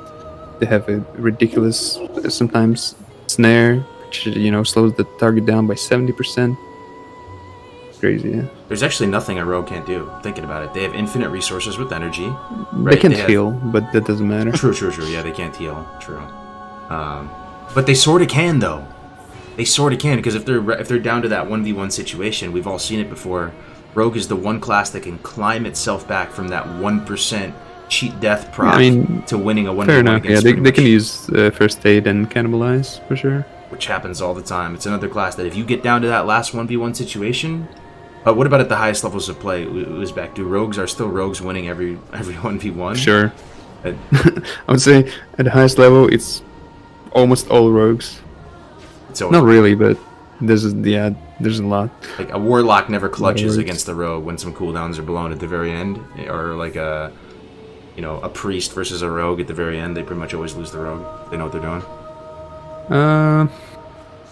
I mean, both can beat a rogue, but not the top level rogue, I would say. Yeah, I think like with rogues, because they have so many abilities, they have like a really high skill ceiling. So at the high end, like the really really top players can just do so much with it. Even just like insane stuff where like you can like vanish death coils and just do really nutty stuff with like certain abilities that like most people can't do. Like a really really high tier rogue can just have so many advantages over like most other classes, I feel. For sure. Also, rogues do get ridiculous, at the highest level. When you play against someone like Mir, you don't doubt it for a second. It's very hard to play against those players, against players of that level. Playing rogue in TBC, it's ridiculous. I'm also really curious on your thoughts on the ratios, just really quick too. So, the one ratio that stands out above all else, about compared to every single other ratio, maybe it's just the classes I play, is the undead ratio, is Woodif, right? It was something that I was sleeping on. I thought, it's not too big of a deal. Sure, you'll eat a CC, but it's huge. It's huge. Yeah. It truly is, right? I mean, it's strat changing. It's so I guess my thing is, perception on the people say perception is the best S tier ratio for rogues in general. They say when you compare alliance and horde ratios. I mean, how reliable is perception though, man? Like even at the top levels, are people still getting value of perception with the opener? Or they do, yeah, they do. But I feel like a lot of times, what for Will of the Forsaken is just better overall. Okay, or two, or three, which will often be the case. Playing RMP, RLP, triple Will of the Forsaken is insane. Double when playing Rogue Mage or Warlock Rogue or Priest Rogue. Mm-hmm. And in twos, the opener is so big, right? Like it pretty much can make you so favored or unfavored to. Yeah, I mean, to perception is still pretty good. Perception is probably the second best ratio for a rogue. Obviously a rogue. But yeah. But in threes, like it depends. Like, as important. I think there's a few comps in twos that are better on alliance for a rogue. Something like Rogue Mage could actually be better. Something like Pharaoh Rogue could be better in alliance if you just like that kind of play style. Both are good. The horde and the alliance version of the comp, both are good. And maybe there are some threes comps where playing alliance, not necessarily for perception, but maybe if you're playing something like, I don't know, maybe RLP could be better, slightly better on alliance, but probably horde is still better. Somebody told you, Uzbek, the ratios don't really matter that much other than Woodif. If you're living in a world without Woodif, the ratios don't mean like a game-breaking deal. Is that too extreme of a statement? Probably, yeah, because perception is significantly better than any other ratio. Okay. At least for rogue, and then Stoneform is better for a bunch of other classes, and it's better than most other ratios for those classes. I see. Gotcha. Okay, so let's see. Top comps for rogue in twos and threes. I mean, it seems like it's also like a druid, but you can literally they can play with anything. They can play with anything. Yeah, they can just play with anything. But the top comps, in my opinion, would be rogue druid and twos, rogue druid and priest rogue as the second best comp probably. Rogue mage, warlock rogue, shadow priest rogue, feral rogue. Though with the latter being the strongest double DPS comps for rogue. But they can play with anyone really. They can play with hunters, warriors, maybe shamans, not so much in paladins, but still you can play even with those. But the strongest ones being priest rogue and rogue druid. In threes, I would say RLP, RMP, and RLD. I see. I just had an interesting thought, right? Like we're probably creating a lot of people interested in playing rogue as a result of hearing all this. And yes, the class is as sexy as it sounds. It is so powerful. But here's a question, because I don't even know the answer to this. Is it truly as hard as people make it out to be? Like, do you think rogue is... It's the hardest class in the game as well, as the strongest one. In my opinion, at least in my experience, out of all classes that I play, rogue is the hardest to master for sure. High skill cap, maybe the fastest play. Yeah. Yeah, the most mechanically, requirement, I guess. I'm not sure what the word here would be. So, Do you have a second behind rogue that sticks out, or? Second is in what? Oh, in terms of just, requiring a lot of finesse and mechanical Mage, probably. mage. Rogue mage. Gotcha. And together, rogue mage, probably the strongest DPS class is what, or double DPS comp is the rumor on the street. The two super high finesse. Certainly one of the strongest, yeah. Yeah. Could be the strongest one, yeah. Could be the strongest one. Gotcha. So what are the how do you not die to a rogue? Like, are there any weaknesses in the rogue kit? Because sometimes it feels like there are none. Is there anything that comes to mind? Maybe Ale, like playing against rogues as a warrior, is there anything that you can do to try to shut them down even just a little bit? I mean, like, obviously, like, you don't want them to get the opener on you if at all possible, which can be pretty tough.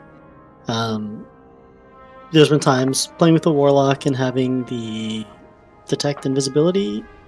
It can help a bit to try to catch them out with like a demo shout, but like good rogues almost always get openers on you, so that's really tough. Obviously, not getting sapped, right, is huge. So when you're against a rogue, you want to try your best to not get sapped. Otherwise, you're kind of on the back foot right from the start. As well, like they dodge a ton, so if they're really focusing hard on the target and they pop evasion, a lot of times I'm not able to land a hamstring on them, so I have to piercing howl. Same with stun. Like, a good way to peel is obviously to stun them and get your target away. They also, have really good CC with blind and things like that. So a lot of times, at least playing a healer, you kind of need to save your trinket for blind, because if you pop it on something else, they're just going to blind you, and then that can be GG a lot of times. Yeah, so that's at least, a good one. Yeah. So at least for me, like when I'm trying to either peel a rogue, it's getting a stun on them, it's getting disarm on them. Trying to prevent them from vanish sapping with like demo shouts, keeping them kind of out of stealth. Don't let them re-stealth if you can. Same thing, because once they get into stealth, they can do a lot of really dirty things to you guys. Like whether it's like getting sap off or going into their their stun, cheap shot, kidney shot, or even opening with a silence potentially if they could like do some sort of like a rush down on somebody. There's really like a lot to worry about when you're going against rogues, and that's what makes them so dangerous. Is Bogdan said, is that they just have like such a wide kit. Is when you play against one, I mean, I can only imagine what it'd be like playing one, but like playing against them, there's like a laundry list of things you have to worry about, and like that's on top of them being able to push out a lot of damage too. Like if they're able to sit on somebody with their stuns and damage, like. And they have effectively like a mortal strike, a healing reduction with the poisons. It's tough. They're really tough to play against a good rogue. Yep. Dwarf shuts them down a little bit too as far as ratios go, because you can remove all those poisons, so you can get a fat stack of wound poison off of you, which is big. Would you say warrior is the class that slows down rogue the most? Like if the rogue is just destroying your whole team and carrying the enemy team.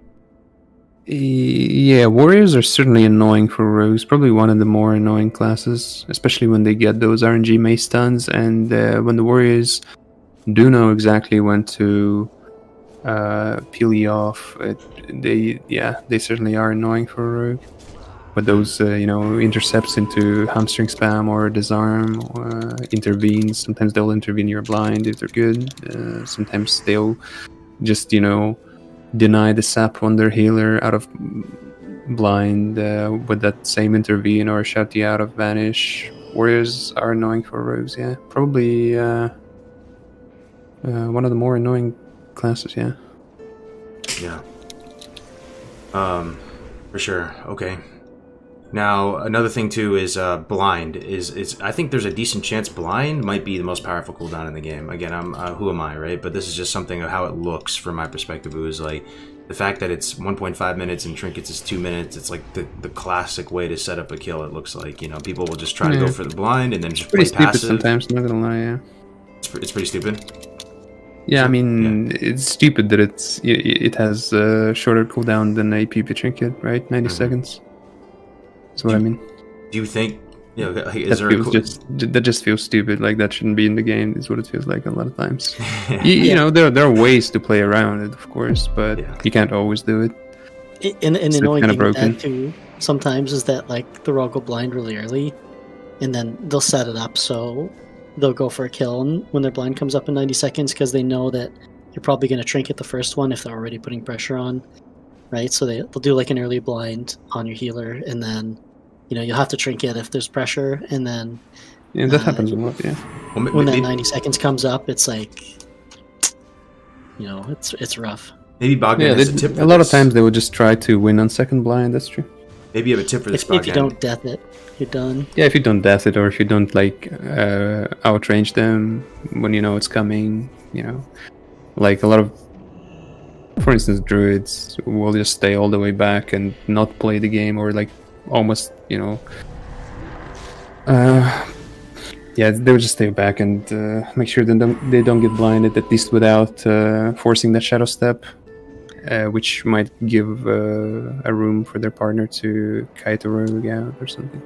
Yeah, and that's an interesting point to mention as well, is that you almost have to like respect it more than other classes because of the power it presents. Like, people, like you said, like the druid or something might end up playing, really conservative because they can't afford to eat another blind, right? It might change how your team plays in a sense. It's almost like game warping. Yeah, for sure. I mean, it's just the thing you play around. Basically, when you trinket the first blind, then if you know that by the time second blind comes up or comes off CD, and the rogues, the rogue still has a lot of offensive cooldowns, such like banish, step, prep, whatever. It's something you have to do, like play around that second blind. Make sure you don't get blinded. When you're too close to your DPS guy, or not get blinded at all. So here's a couple things that would really improve people's play. Probably mine. I'm just like asking selfishly here. One, do you have to trinket the blind, Bogdan? It feels like you almost have to because they're going to sap you out of it. So maybe there's a tip to not get sapped out of the blind. And then two, how do you avoid getting sapped by rogues in the beginning as a warlock, ideally? Because I feel like I get sapped by the warlock by the rogue every time, and then they just go hard on the team, and then just playing catch up, playing from behind. It sucks. It feels like even if you're Rain of Fire, Hellfire, they can always get that sap on you. Any thoughts on those two things? Well, trinketing blind, there's no definite answer. At least I don't have one. Sometimes you do have to trinket, sometimes you don't. You have to look at what's happening in the game, whether or not they have a lot of pressure rolling, or they'll build up that pressure with that blind.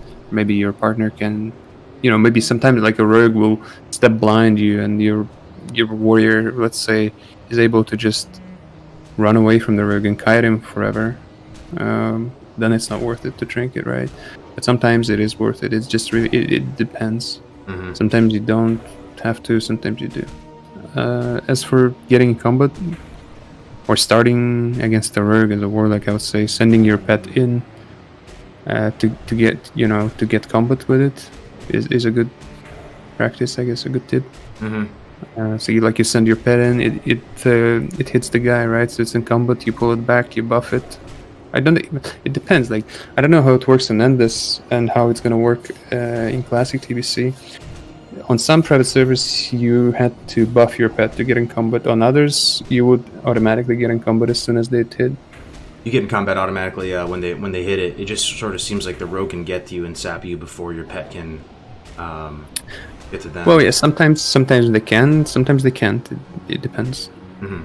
It's just one of the ways. And while the pet is running, you should be trying to get them out, or at least get yourself in combat with Hellfire. Mm-hmm. Another option is to just have your pet close and spam that target nearest target macro, or whatever it is. Oh, I don't have that. Oh, very nice. Yes, it gives you it's like a macro similar to the rogue sap macro, except instead of sap, you have something like Curse of Agony. So you're spamming the macro, and since you have paranoia, there's a good chance that you'll see them, and you just make sure you stand in a way that you don't give them your back. So up against the wall, or have your back off the edge, on Blade's Edge Arena, or you're standing on a rope or something, and then you just spam the macro, and sometimes when they'll go in without sprint, you'll get them out with that Curse of Agony or whatever it is you decide to put in the macro. So it's a target. It's / target nearest target. Is that what it was? Something like that. Sorry, you said the macro is. I'm sure I can get it from somebody after, but it's a target nearest target macro, essentially with like an agony or a okay. You can basically Google up rogue sap macro and swap sap for Curse of Agony or Corruption or whatever. Cargo, so you're taking notes right now. Dude, yes, absolutely, man, absolutely. So I guess those are the ways you try to get a better opener against rogues. Gotcha. Also, I know it seems very basic, right, guys? But this is one thing that helped me a lot, is understanding the importance of stopping them from getting a free re-stealth, as they say. So just put, as a druid, when I'm playing druid, throwing up a fairy fire, I'll always have Navik or Ale or someone yelling at me, put a fairy fire on the rogue, put a fairy fire on the rogue. Like, it's very important, because especially after they use Cloak of Shadows doesn't get reset by prep, right? And so after they use Cloak of Shadows, if you put a fairy fire or a dot or something, like, they're fucked. They can't use their banishes. Well, they're not fucked. They still can do a million amazing things, but it really messes with them a good amount. It does, for sure, yeah. And just preventing re-stealths is huge. Like, as a priest, for instance, I don't have a fairy fire, and the rogue will oftentimes run around the pillar, LOSing me, trying to look for that re-stealth, so I have to MD him. Even though MD is like really costly, it's still worth it, I still have to do it. And sometimes I'll end up throwing 2 or 3 MDs in, wasting like 3k mana or something, or 2.7k or whatever, however much it is. But it's still worth it, because it can be like that significant that they don't get that re-stealth. So it's huge, yeah. Yeah, that can be one thing that definitely messes with them. Okay, let's move on to another class then. Let's move on to the Priest. I have a lot of questions about Priest. Ale, I know you do too, man. We've been struggling versus the Priest. The Priest?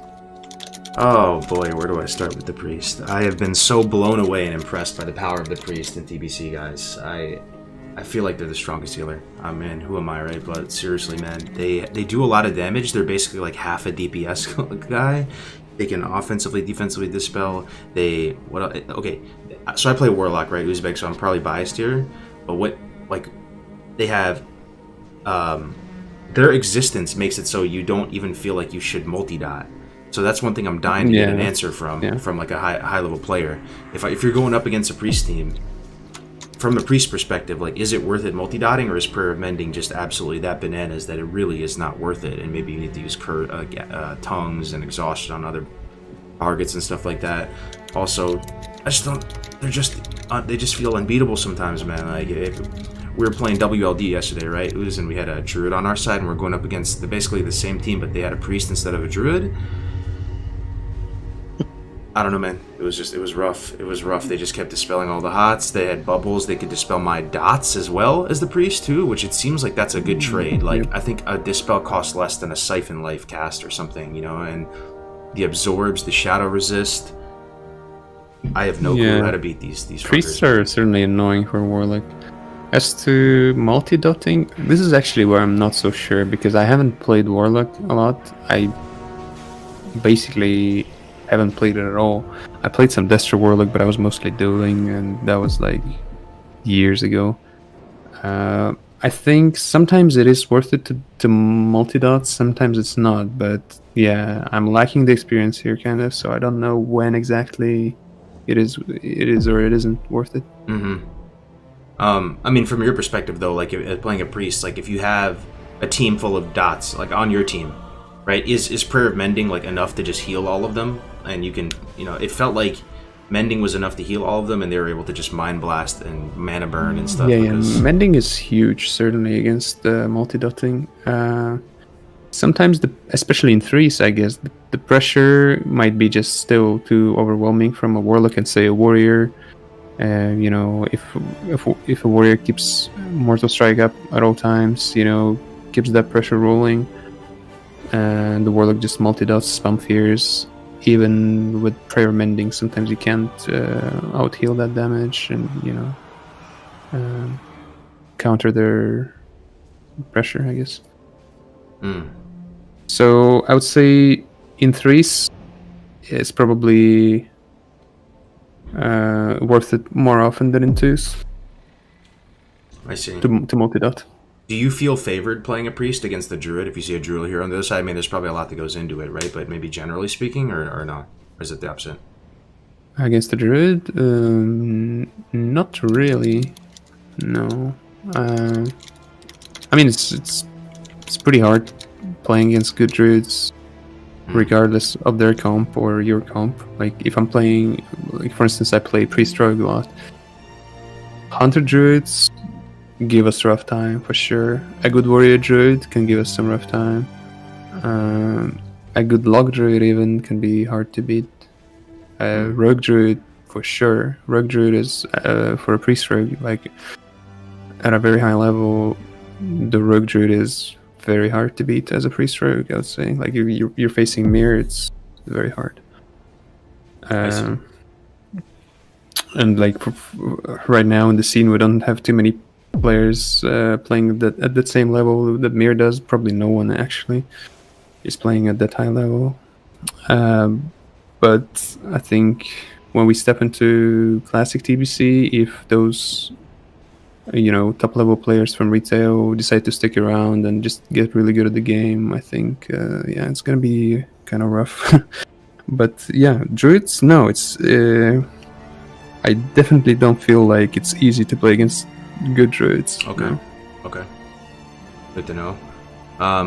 Do you see any we should probably be talking about the pros of priests, but I'm so interested in their weaknesses because I feel so hopeless playing against them, man. Like, how do they? It seems like they're not even really casting heals, but they're able to keep the whole team up. Like, they're not even casting anything. Like, it's just absorb, renew. Sometimes they don't have to cast at all. That's true. Sometimes keeping their hots is just enough. Power shield, renew, palm on CD, combined with offensive, dispels and keeping the dot up, doing some damage. Fiending maybe early for extra pressure and mana conservation.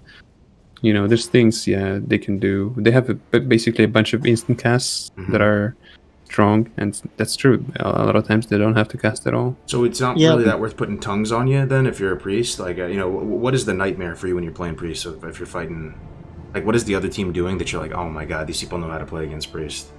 I need the kryptonite, man.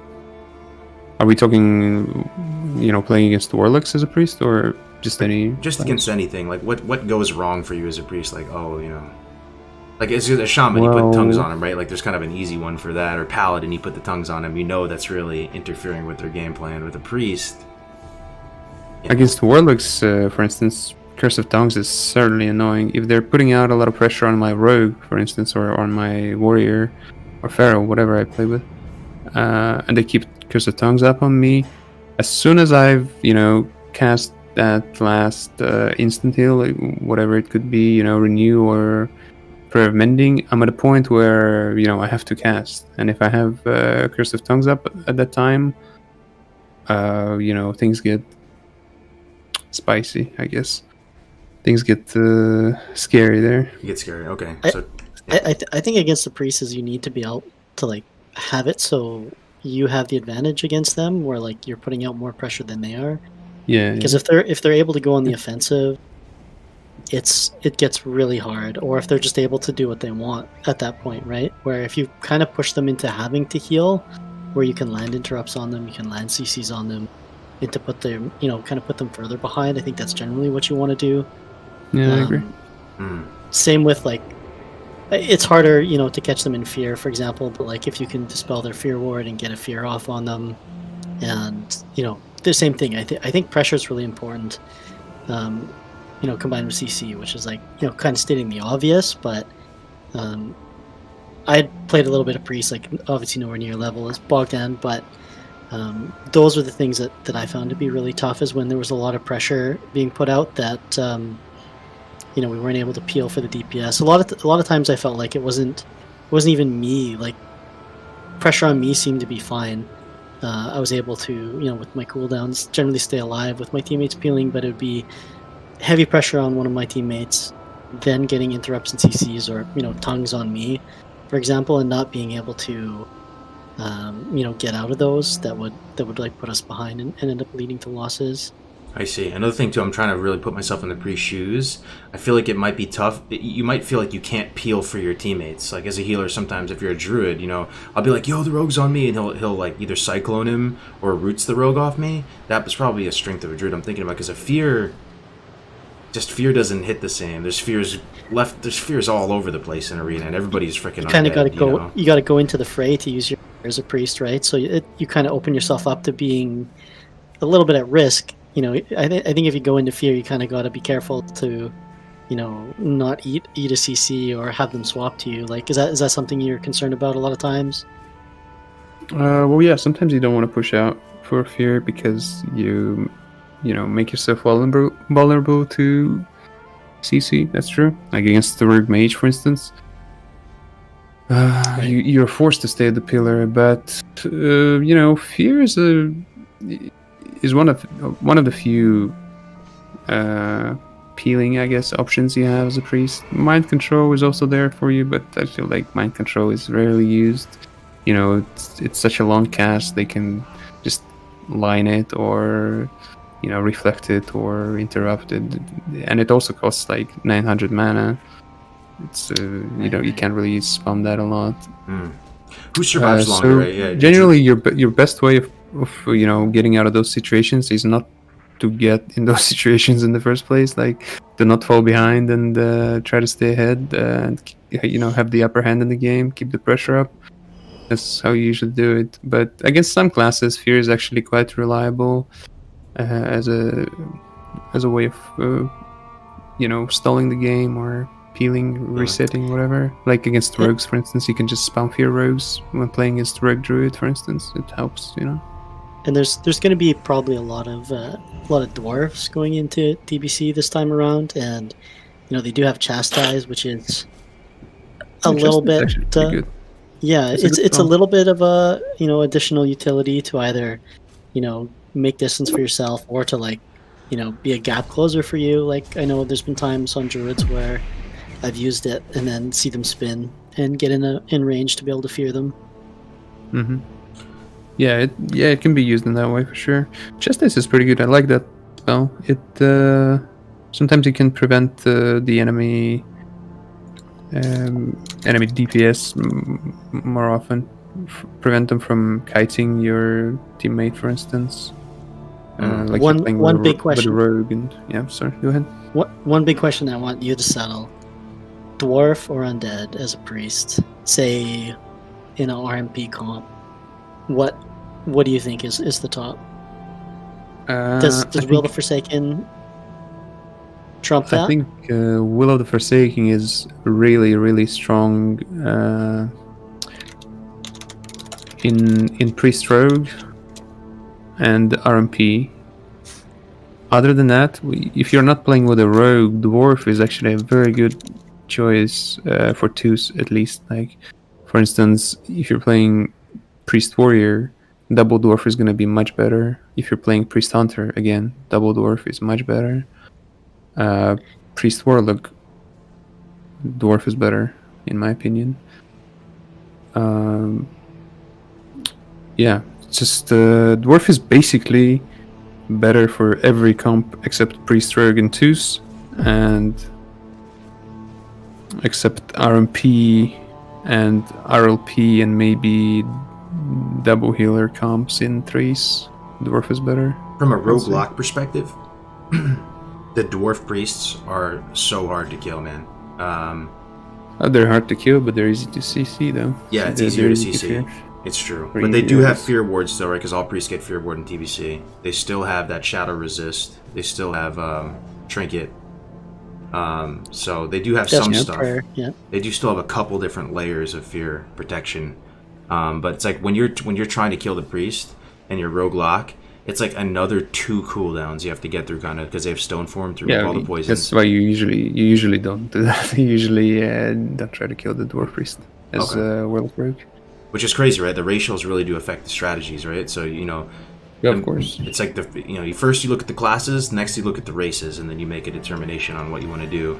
You see a Yeah, for human sure. rogue, you're like, oh god, run for the hills. We got perception going soon here. But out of curiosity too, do you think who survives longer against a sub rogue, a priest or a druid? Which healer is the worst kill target? I mean, that, again, we're trying It to. depends on the comp. I really can't tell, regardless of the comp here. Let's just say out in the 1v1, like there's literally just a rogue dueling, and that healer has to survive for the longest amount of time. I feel like there's some value in understanding that. I think the druid can survive longer. Okay. 1v1, like in a duel, the druid should survive longer, or maybe they, at least survive for the same amount of time or whatever. That amount of time. Yeah, I think But I think the druid's druid, having- the druid is able to survive longer usually. Because the see. priest, Yeah. as a priest, like when you're dueling a rogue, for instance, you basically have to make it to until the third sphere. They will your first sphere, they trinket the second one, and if you make it to the third sphere, the duel is won usually. Whereas with druid, they can survive longer and not necessarily beat rogues, but they have a chance. But I think there's no such what would I call it? What should I call it? I don't know, man. There's no such thing as I need to survive until this point and I'm good. You just survive for a long time, I guess, and do some damage gradually, slowly over time, and maybe you can kill. Not really, but I guess I'm just trying to build an understanding of who the tankiest healers are and like how viable they are as kill targets. Because sometimes you go on the priest and they have pain sub and all this, and they feel. Well, I mean, if we're talking unkillable. tanky healers, something like a shaman will be a much tankier option than the priest or a druid against a rogue. Why is or that a though? See, paladin. that's counterintuitive right there because the shaman has to cast everything. They don't have But the a pain suppression. Well, why would? And maybe we should use this as a moment to transfer into shaman too. That is very interesting. Why is the shaman hardier than the others? well, they have more armor to begin with. True. So they're taking way less damage. They still have that earth shield, and it's kind of hard to actually land the kill on the shaman because they have that talent as well that procs when they're low HP guardian something. I forgot what it's called. Nature's Guardian, or I don't remember exactly what it's called. Yep. So basically, when they're under 20% HP, they'll get healed like every 6 seconds or something. So since you don't really do much damage to them as a rogue, that the healing from that talent is actually sufficient. And it's kind of hard to finish them off. And Interesting. they can, eventually juke you. And even if they don't juke you and they get kicked on cast, the interrupt effect is shortened on them because of a talent as well. They have a talent that reduces silences and interrupts by 30%. Interesting, man. So all that makes Shaman a very tanky healer against the rogue. Much tankier than a druid or priest. Wow, I did not know that. See, I don't really know much about shaman comparatively. I just thought they were kind of weak looking at him. The fact that you can just cripple them so heavily with tongues, and I had my fell hunter killing all their totems and stuff. But yeah, I mean, I'm talking strictly duels or strictly 1v1 duels. situations in arena, for instance. How do you feel about shamans in arena, though? Do you think shamans, maybe people are so in classic, people were sleeping on shamans, right? A lot of shamans were, people had low expectations for their performance in classic, and historically, looking back to vanilla, I don't think LD shamans in particular were played to the extent that they're played in now in classic. Could shaman be a sleeper in the TBC arena? Do you think they have potential to be, playing in gladiator level comps and stuff, or no? I mean, playing on gladiator level, sure, why not? Because gladiator level is, it's kind of a high level, but it's not the highest level still. So you can play any class at that level. I feel like literally any spec you could play at glad level. I think come TBC classic. Well, that's awesome. That's cool news. Any spec you can play at glad level if you're a good enough player. But I mean, yeah, you gotta play good. Yeah. Let's not forget that. Yeah. It's not like any casual player can just jump into it and play shaman to Bloodlow. It's not what I'm. But I'm playing here. you're saying Mir and you could hop on Ret Pally and an elemental shaman and get glad, you think, if you really tried? I think so, but I'm not entirely sure. But I think so. Yeah, that's awesome. No, it's not even about us. It's just any good player, I guess. It's not that there's something like inherently special about me or Mir. Like, Maybe about Mir, Sposobny but not or- me at least. Like, the one shaman, I think his name's Sposobny. Yeah, it's a Russian guy, a friend of mine. Yeah, he's always very strong. He plays with a Ret Pally, usually as resto and twos, and it seemed like he was pretty much the only guy. Well, I know there's been a couple enhanced shamans along the way as well that I saw, but I think with good players, definitely they're strong, especially against certain comps, depending on what the meta is. Yeah, I mean, I don't necessarily feel like shamans are like slept on. People know that shamans, have strong comps. People know that red shaman is a very strong comp in twos, right? Generally speaking, people know that like warrior shaman can be annoying sometimes, and they every now and then they see something like shaman warlock, which is also a decent comp, but not too strong, unfortunately. So, to put it plainly, red shaman is a very strong comp, basically the strongest comp for red and the shaman in twos, in my opinion. And well, I'm pretty sure that's just facts. Somebody said that was the number one comp on one of the big private servers. It might have been Endless or something. Ret Enhancement Shaman, or sorry, Ret Resto? Ret Resto. Nah, right? can be it has to be the red resto. Ret Resto. Oh, that sounds pretty spicy. It's a very strong comp, yeah. Very reliant on RNG. But Wind Fury and procs, but when they pop off, actually, they do a ton. Yeah. Yeah, they don't rely on RNG all that much. It's just that they need that RNG to land the kill oftentimes. And the thing is, if they're good, they can, just turtle around fishing for that good RNG until they eventually get it, making sure they survive until that moment. And then boom, you're dead on a global. So I'm not understanding the RNG aspect. There's Wind Fury, which is static 20% to do double. Is there some other RNG aspect to this that I'm not understanding? Well, there's Wind Fury, then there's Seal of Crusader RNG as well. Seal of Crusader, okay. Which in Classic, Then there Seal is of Crusader the just RNG of increases. not having your Hammer of Justice resisted by a priest or something, or a paladin. Oh, Seal of Command, I'm thinking, right? The one that's kind of a win for you for Pally, like the red one. Right? Oh yeah, The red- Seal of Command or Seal of Crusader. I forgot what it's called. Yeah, with Yeah, Wind Seal of Fury. Command, I think. There's going to be a lot of people interested in playing Paladins in TBC, so you're saying there's a chance you can play... Because you hear this rumor circulated a lot, right? That Ret Pally... that Pallies, first of all, are weak in the arena. First of all, that's a big rumor. And I don't know what your stance on that is. We'll talk about it in a minute. I mean, it's partly true. But also that Ret is like hard ceiling at 2K or something. Like you can't really get that far as a Ret. You don't think so? That's not true. No. That is not true. Red Shaman is a very strong comp. In threes, there's a few comps for you. There's the most popular one and the strongest one probably is again Red Shaman and a warrior. But also we recently played, for instance, Red Warrior Disc on Endless, and it was it was pretty good. I would say it's also a quite strong comp. Well, that's interesting. Is the added kind of mobility and utility of the Red Shaman really big? So bops and freedoms and dispels, and does that play into it a lot with that comp? Because without a shaman, they don't really have that additional burst. But I guess Yeah, with Warrior and Immortal they don't Strength- have Wind Fury and the tankiness on their healer, but the lack of tankiness can be compensated with just pills, timely pills from a warrior, freedoms and bops from paladin, and just shutting down their goes on the healer helps. And playing with the priest brings defensive dispel, which is one of the disadvantages for the classic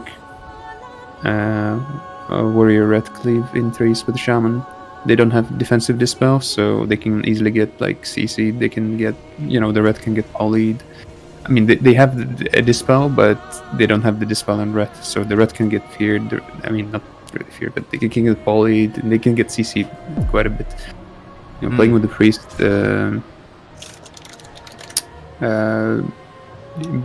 it gives them that cross dispel. It's kind of good. Also, priest still does, some damage, and you're able to put out a lot of pressure with the priest still. It's an interesting comp. I'm not sure if it's better than the one with the shaman, but it's certainly a decent and a playable comp. It has potential. Yeah. Yeah, for sure. Interesting. For sure. I mean, we played it up to like 2200 Wow. in threes. So there's some hope for some red pallies out there. That's pretty cool. Yeah, I mean, there's probably more comps. There could be something like Disc, Ret Rogue. I haven't seen that comp much, but it doesn't necessarily mean that the comp is unplayable or bad. Maybe if good players were to play it, they could make it work. I can totally see that. I see. Maybe even like Warlock Red Druid or something could work. So back to Shaman for a second, though. There's got to be some weaknesses here with Shaman, because you don't necessarily see Shamans in the top comps, and there has to be some reasoning why they built up a reputation as not being the greatest healers in Arena. Like what is the flavor of the Shaman healer? Like what they are the have problems? to cast most of their heals. That's the main issue, I think. Even though they have some ability through Ghost Wolf, they have to cast. They have to like hard cast. I mean, their heals. Yeah, you definitely see them become stronger healers in Wrath when they get the Riptide, I think, the instant cast. Yeah. But I played in TBC originally. I played a lot of Shaman in Season 2 and Season 3, like Shaman Warlock 2s, and then Shaman Warlock Rogue in 3s, and that's pretty much the biggest issue that I was having, is that you often will eat a counter spell because you need to cast like even like a lesser healing wave or something, and if you don't, grounding it, it's you end up eating a full counter spell, right? Where like priests, for example, they have mending, they have shield, they have renew, they can even like peel potentially with a fear or something. With shaman that's a lot tougher, like I guess frost shock a little bit, but like Yeah. I mean, you don't really have much peeling potential. I mean, you do have the AoE totem, Earthbind totem, but yeah, you're just so susceptible to interrupts in CC. I think that it's Yeah, and Curse of Tongues too. Curse of Tongues is huge against shamans. Yeah. That's really And- that just disables your class essentially a lot of times. right, because you end up having to cast with tongues.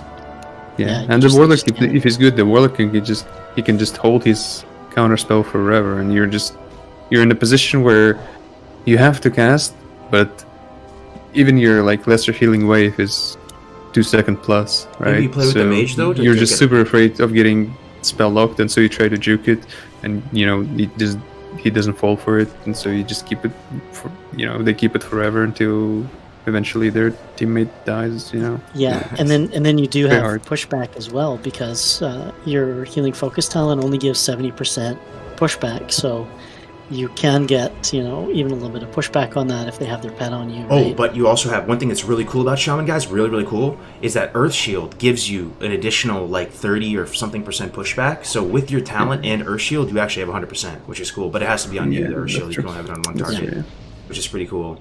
But hold on, is there any oh shit button for Shaman? Like, you don't have a pain No, no. suppression. Just Yeah, NS. Nature's Swiftness, I guess, and like to a lesser extent, Nature's Guardian, right? Because that's that self proc on you if you're below 30% health. You have a 50% chance when you take damage to heal for 10%, which is like you don't have to cast or anything. It's like a proc that heals you. So I like see. there's that.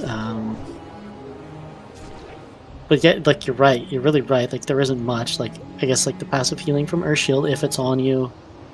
Yeah, it's there really isn't a lot. I think that's the big reason that maybe shamans are underplayed a bit, is that like warlocks just can kind of totally manhandle them. Yeah, Yep. Yeah. it's a good point.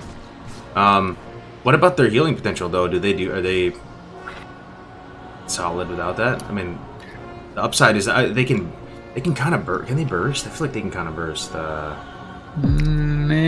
really. I mean, they can, but not so much really. Like, their casts are super slow. Even like their damaging cast, Chain Lightning, Lightning Bolt, they're rather slow.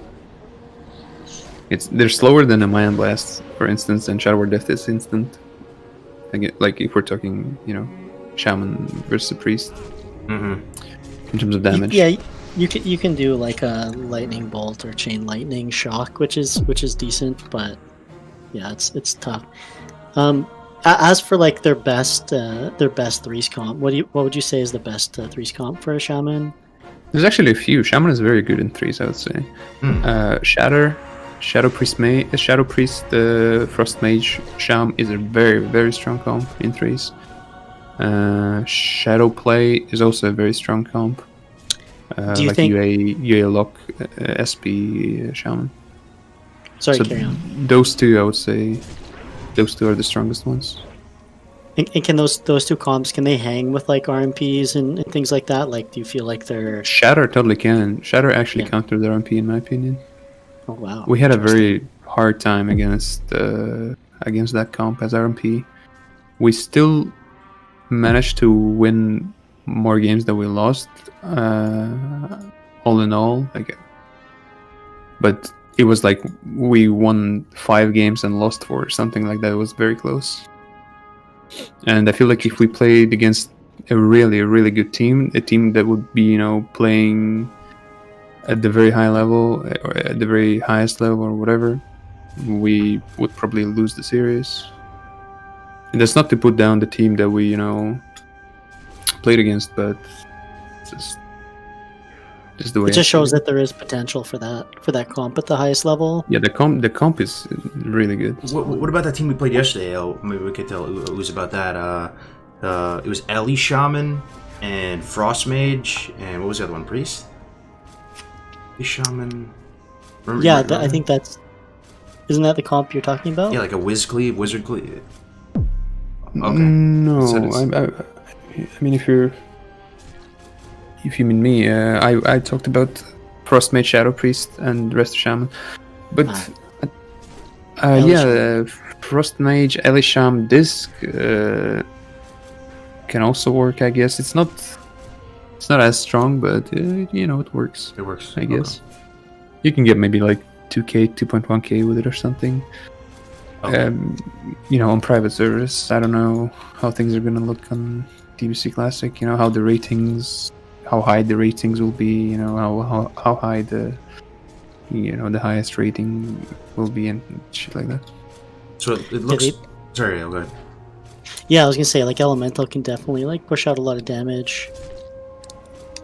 It's something that you gotta respect a little bit at least to, not die inside their bloodlust. Like obviously you playing a priest, like being able to dispel everything and kind of keep that down is fine. But once lust goes up, you definitely have to be careful not to get bursted. Yeah, the shamans do have some burst. Like Ellie Shams for sure have some burst. Especially in Season 4, I would say, when they get a lot of PvE gear, they actually become kind of viable in 2s. I myself played Ellie Shaman in 2s to some success. Not really, but we at least had some fun, and it felt okay playing Ellie in 2s with a bunch of Sunwell PvE. Sunwell PvE. Interesting. Gotcha. Well, it looks like we're only going to get about half the classes, or I think we got like 5 down today. We'll probably do another episode covering the rest at some point. But I do want to close up. Think of if there's any other things too. If you want to say to the people, tips, tricks, advice going into arena. A lot of people will be going into the arena for the first time. And it's pretty overwhelming. But I assure you guys, it's really a lot of fun if you give it a shot, especially if you have a partner that's down to stick with it and go through the learning process with you. Uz, what are your predictions, and ALE too, man, for the top teams in 2s and 3s Season 1? Season 1? Top team, number 1, rank 1.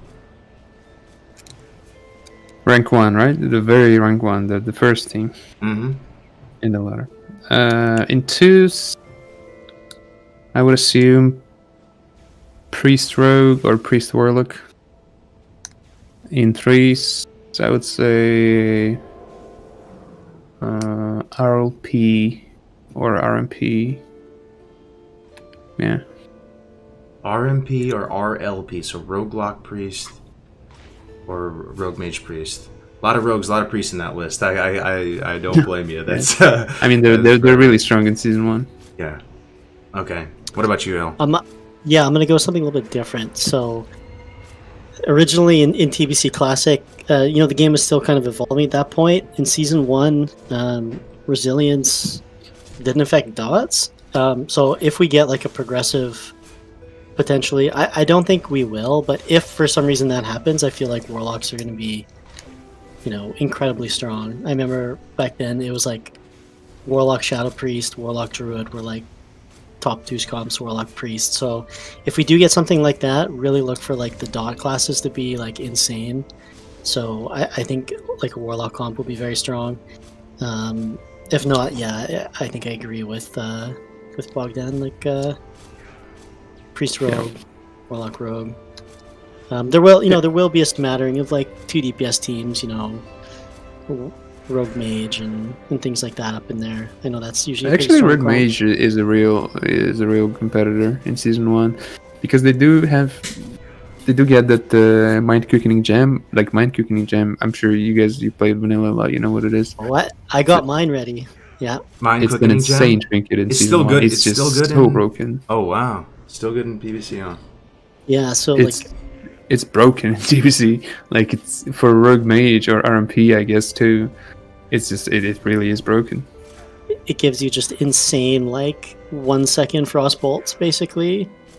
Yeah, it's nutty. Yeah, and mages have so much burst in season 1 even without it, but with mind quickening gem, I think we might actually see rogue mage taking the rank 1. I actually know a mage who 1. quit because he couldn't get mind quickening gem. It never dropped in like 6 months, and like part of that frustration, he's just like, "Fuck it, I'm not gonna play anymore." Damn. So it's pretty funny. It's pretty sad, That's but yeah. And I think for threes, like I don't know, I'm gonna say RMP in season 1. They're just kind of like there's gonna be the mirrors and the Bogdans running around with like big experience on that comp, and they're gonna be crapping all over druids. So that's my prediction. All right, well, let's close on, if you guys would be so kind, Uz and Ale, to share your plans for TBC, because I do want to promote your guys' channels. I know, Ale, you're going to be streaming a bit more, and you're excited for what's ahead. And Uz, I'm not sure what you're planning on doing, man. We're definitely going to, as you explain this stuff, I'm going to be putting both of their streams here in the, blasting them if you can throw them some support. Let's save the best for last, so that's definitely not me. Yeah, if you want to see some like rival tier arena, then like definitely come check out my stream. It's Twitch TV/Ale Gaming. I'm gonna be playing warrior comps as well as mage, and I hope to sneak in some shaman. Like I said at the end, once I start to get some good PV gear, I'm gonna be wanting to play some LE comps. So I'm gonna be doing a ton of arena as well as I'm gonna be doing raiding. I'm hoping to get some PV gear for my warrior and mage, and yeah, like I'll pretty much be doing arena almost like 24/7 with raiding. 1 or 2 nights a week going into TBC, and I am doing that still right now. I'll raid with Onslaught on Mondays and Tuesdays, and Eden on Wednesdays and Thursdays. So I'm also going to be getting into a bit of the hardcore challenge. Hell so yeah. For all those Cargos fans that like to see people die doing stupid shit, that's going to be me as well. So stay tuned for that. If you guys use the Classic Live website, if you've used it in the past, by the way, this is the man behind the madness here. He's pretty much built it all, and I've known Ale for years now. Met him at BlizzCon. He is an awesome dude. You probably heard his voice on Countdown to Classic. You really, really should be following him. In his, There's one thing I do. I like to talk about WoW. So if you're looking for a super fan who does that almost nonstop, yeah, be sure to check me out. Hell yeah, brother. I really do appreciate your time, my friend. And Uz, if you could be so kind. Well, I don't know. I don't really have much to say. I don't have too many plans, as I try to not like like project too much in the future or whatever. I try to not even that I try not to think about it. I just don't. You're going to be playing Arena though, if when TBC that's for sure. out. Like if I'm still playing the game, I will probably play TBC when it comes out, right? Which most likely I will still be playing the game, and most definitely I'll be playing a lot of Arena then. These days though, like I stream every now and then.